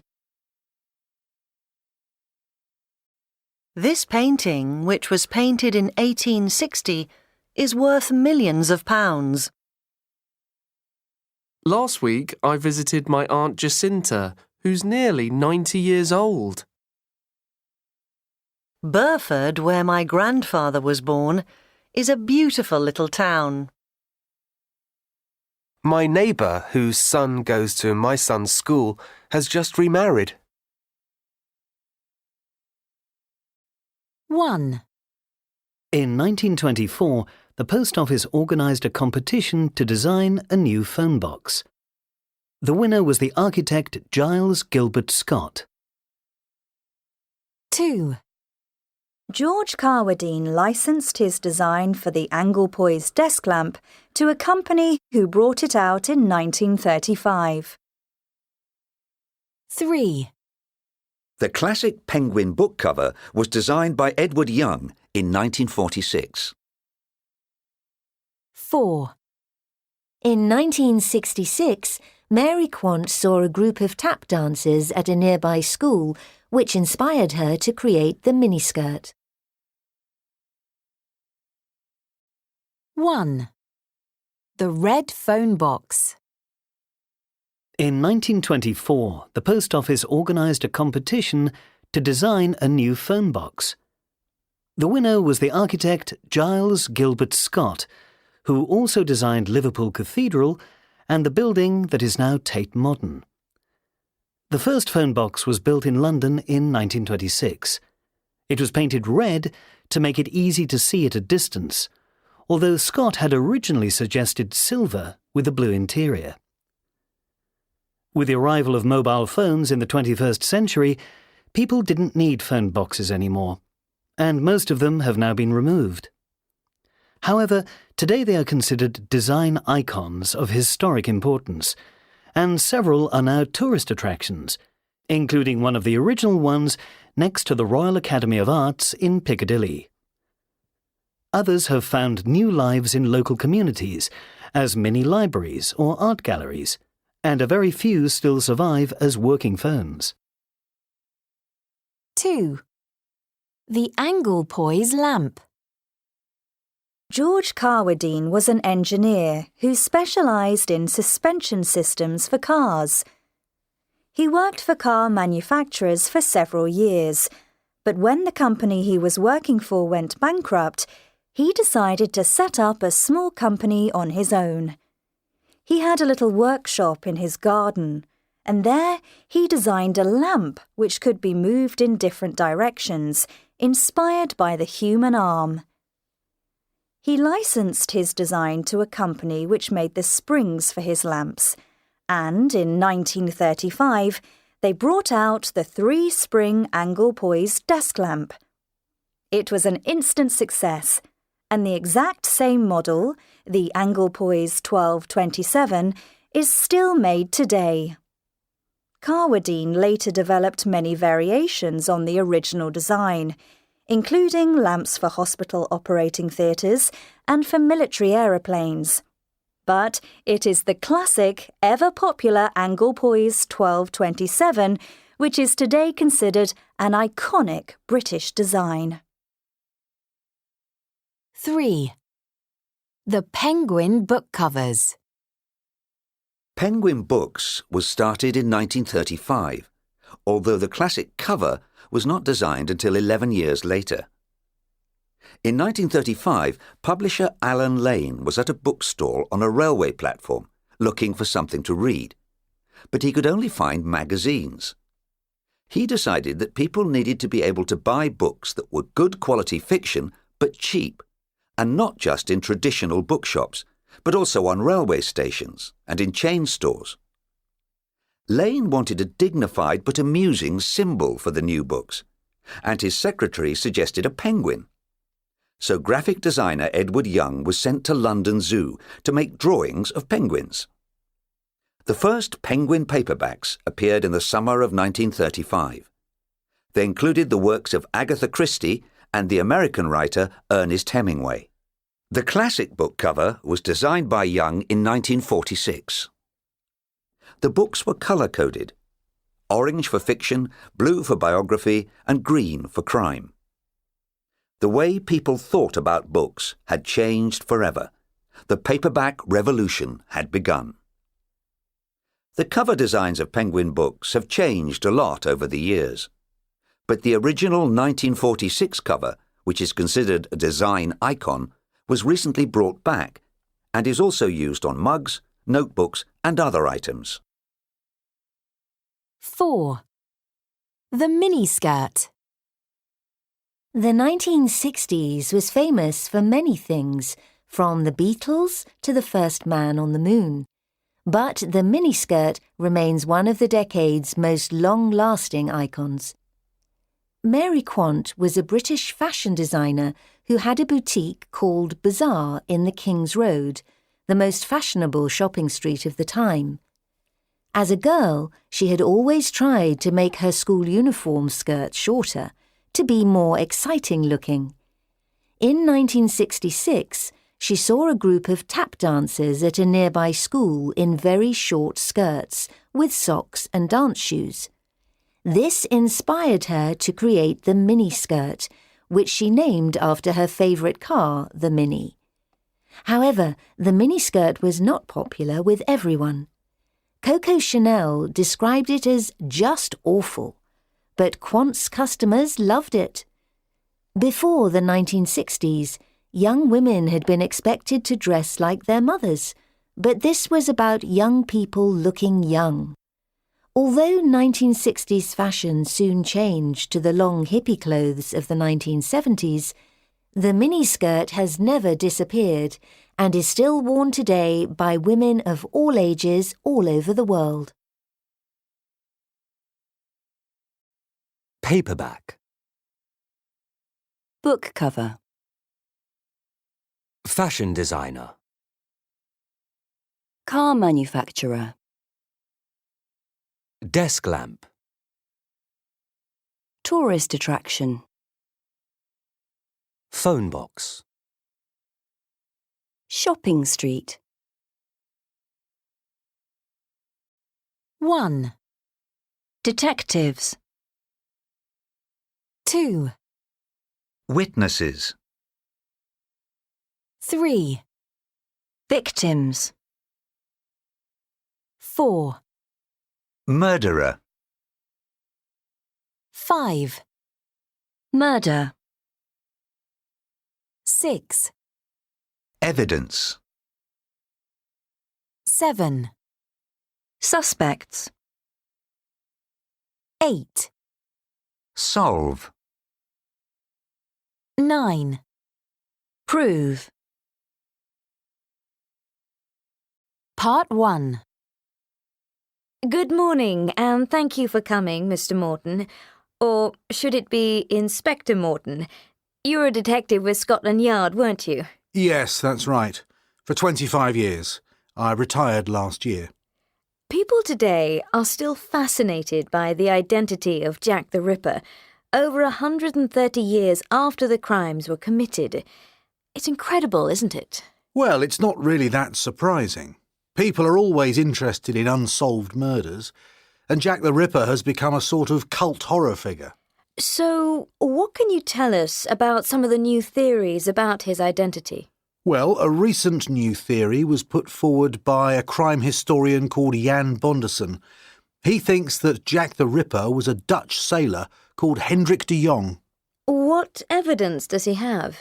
Well, de Jong was definitely a murderer. He killed 4 women in Holland and Belgium, including 2 of his ex-wives. He also travelled to London a lot, and he was there when the Jack the Ripper murders took place. He also matches the descriptions we have of Jack the Ripper. How credible is his theory? Well, even Dr. Bonderson says that it's impossible to know for certain if de Jong was Jack the Ripper.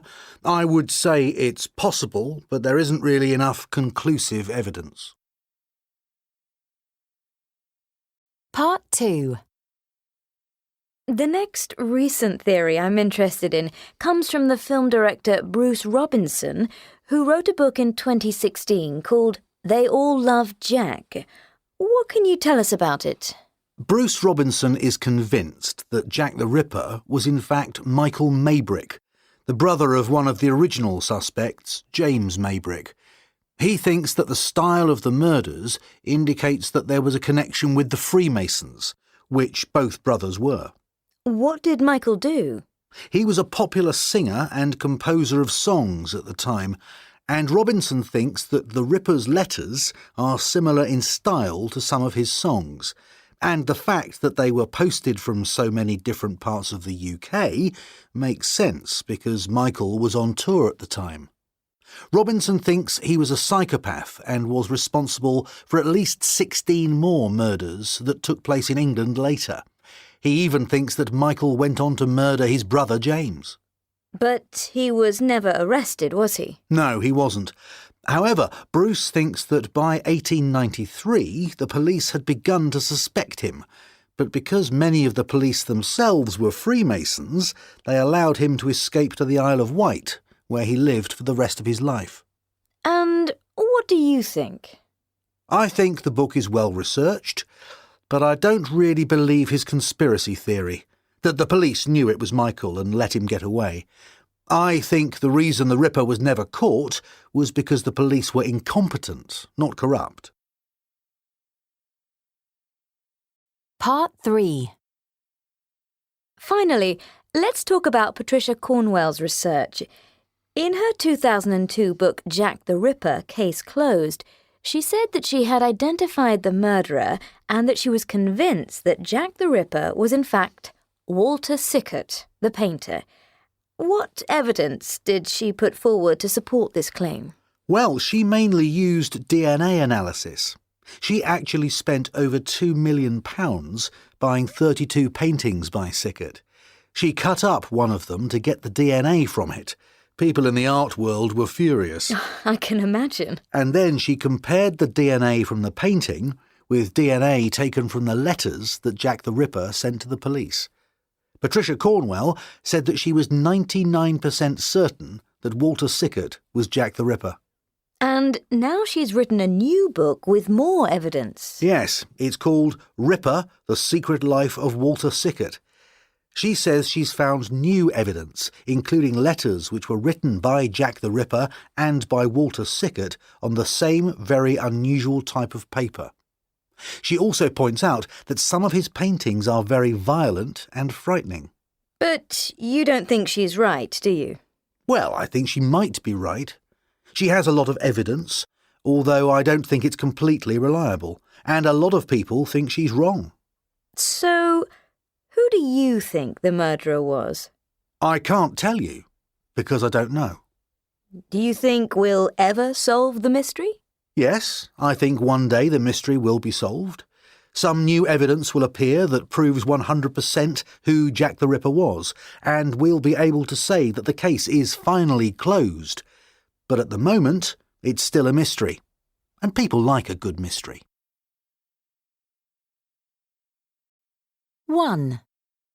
You were a detective with Scotland Yard, weren't you? 2. It's incredible, isn't it? 3. But he was never arrested, was he? 4. But you don't think she's right, do you? Your surname's Jones, isn't it? Yes, it is. And you're 27, aren't you? Yes, that's right. You weren't at home last night at 8 o'clock, were you? No, I wasn't. I was at the theatre. But you don't have any witnesses, do you? Yes, I do. My wife was with me. Your wife wasn't with you, was she? How do you know?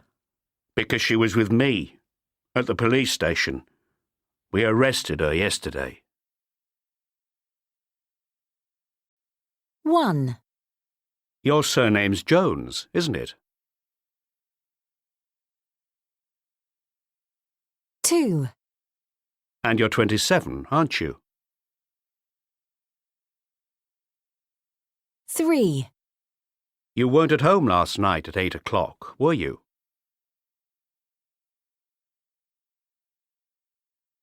4. But you don't have any witnesses, do you?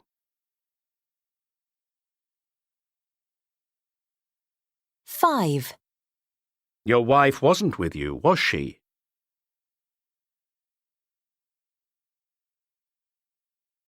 The Red-Headed League by Arthur Conan Doyle. Part 1.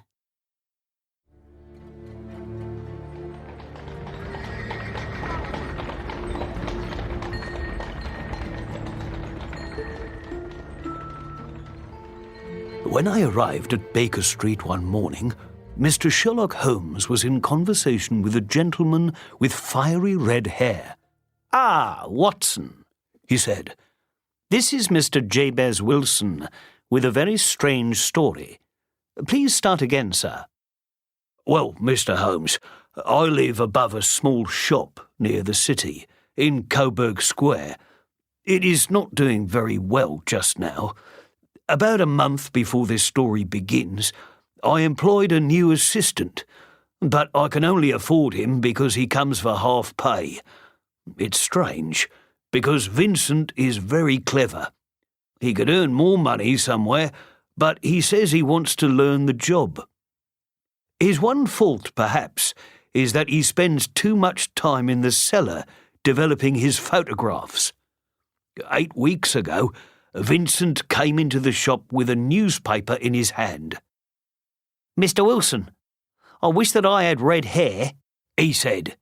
"There's a job for the Red-Headed League. The salary is a couple of £100 a year." And he showed me an advertisement. It said, "The Red-Headed League, vacancy. All red-headed men above the age of 21 may apply. Salary £4 a week for light work. Apply in person on Monday at 11 o'clock at our office in Fleet Street." "The League was founded by an American millionaire," said Vincent. "He was red-headed, and when he died, he left his fortune to men like him. With your red hair, you would surely get the job, Mr. Wilson." "I very much needed the money. So on Monday we shut the shop and went to the address. It was a fantastic sight. Fleet Street was crowded with red-headed men, though not many had such a vivid colour as my own. Vincent pushed me through the crowd, and we soon found ourselves in the manager's office. He was a small man, with hair even redder than mine. He admired my hair greatly, although he pulled it hard to check it was real. "Congratulations. The job is yours," said the manager. "The hours are 10 to 2, and the pay is £4 a week. The work is to copy out the Encyclopaedia Britannica. You must be in the office the whole time. If you leave, you will lose the job. When can you start?" Vincent quickly offered to look after the shop in the mornings, and I went home, very pleased with my good fortune. The next day I started work.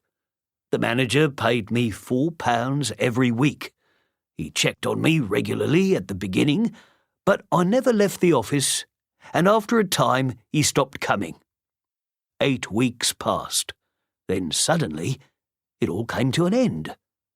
This morning I went to work as usual, but the office was locked, and there was a notice on the door. It said, "The Red-Headed League is dissolved." I didn't know what to do. Nobody in Fleet Street had heard of the Red-Headed League. Then I thought of you, so I came here. "Mr. Wilson," said Holmes, "I will take your case and give you an answer in a couple of days."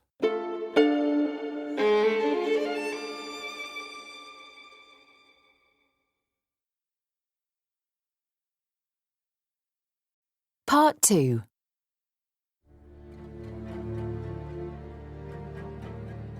"What do you think, Watson?" said Holmes when our visitor left. "It's a mystery to me," I answered. "What are you going to do?" "Think. Don't speak to me for 50 minutes. Holmes settled himself in his chair and closed his eyes. Just when I thought he had fallen asleep, he suddenly jumped up out of his chair. "Come on, Watson. Let's visit Coburg Square."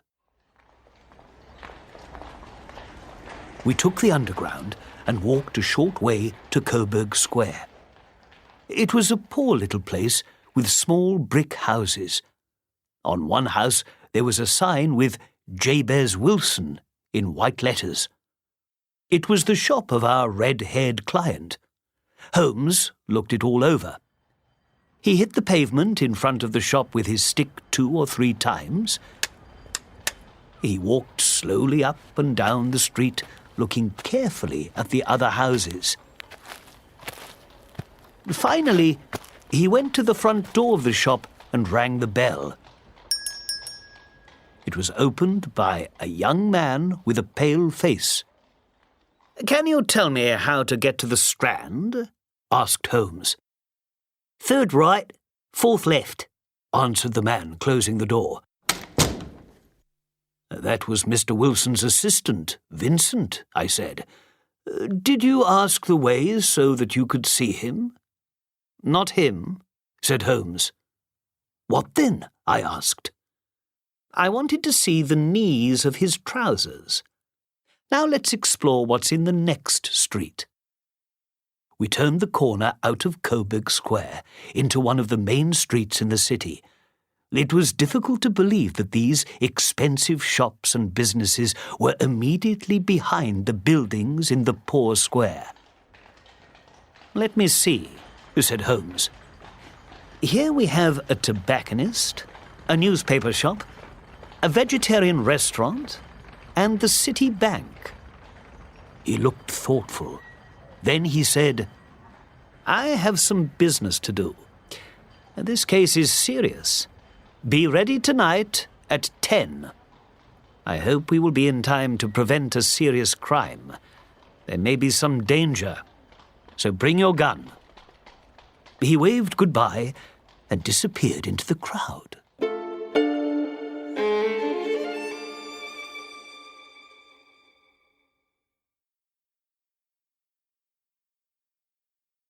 Part 3.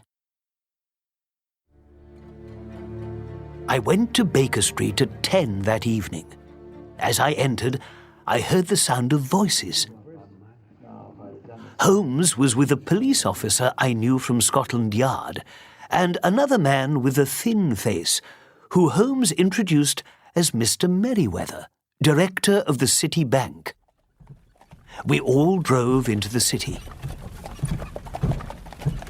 Holmes didn't say much during the long drive. We reached the same main street we had been in that morning and followed Mr. Merriweather down a small path between 2 buildings. We went through a side door, along a small corridor to a big iron door, then down some steps and through another iron door into a dark passage. Mr. Merriweather lit a lantern and eventually we found ourselves in a cellar full of huge boxes. "We must be quiet," Holmes said.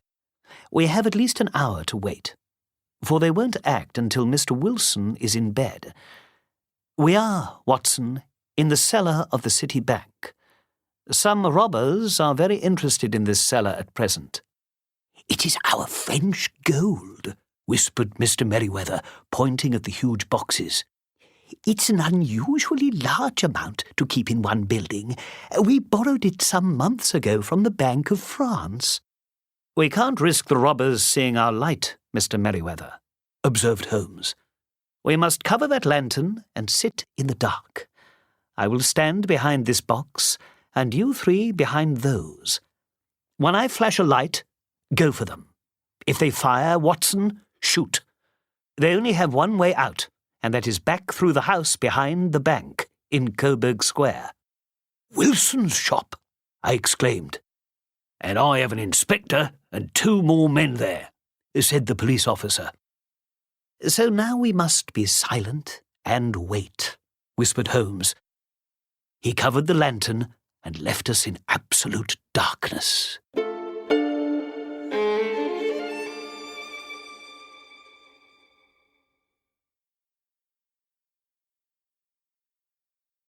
Part 4.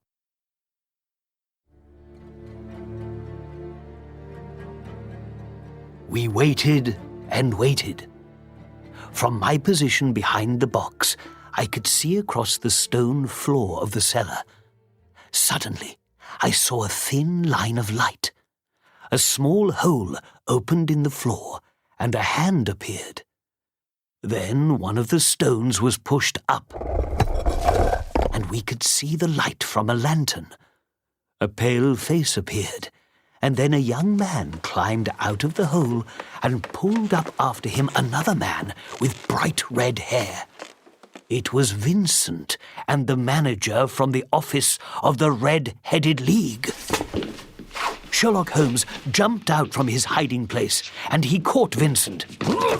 He had a gun, but Holmes hit his hand, and the gun fell to the floor. The second man quickly went back down the hole. "He won't escape," cried Holmes. "The police are waiting for him." "Oh, really?" said Vincent. "Congratulations. You have been very clever." "You too," said Holmes. "Your red-headed idea was very new and effective." Vincent was taken to the police station, and Mr. Merriweather thanked Holmes for catching the bank robbers. Back at Baker Street, Holmes explained everything. "You see, Watson, the only possible reason for the Red-Headed League was to get Mr. Wilson out of his shop for a few hours every day. They put in the advertisement, they set up the office of the Red-Headed League, and then Vincent went to work for Mr. Wilson. He needed to persuade him to apply for the job. When I heard that Vincent was working for half pay and spent a lot of time in the cellar, I realized that he was doing something there which took many hours a day for several months. It had to be a tunnel to another building.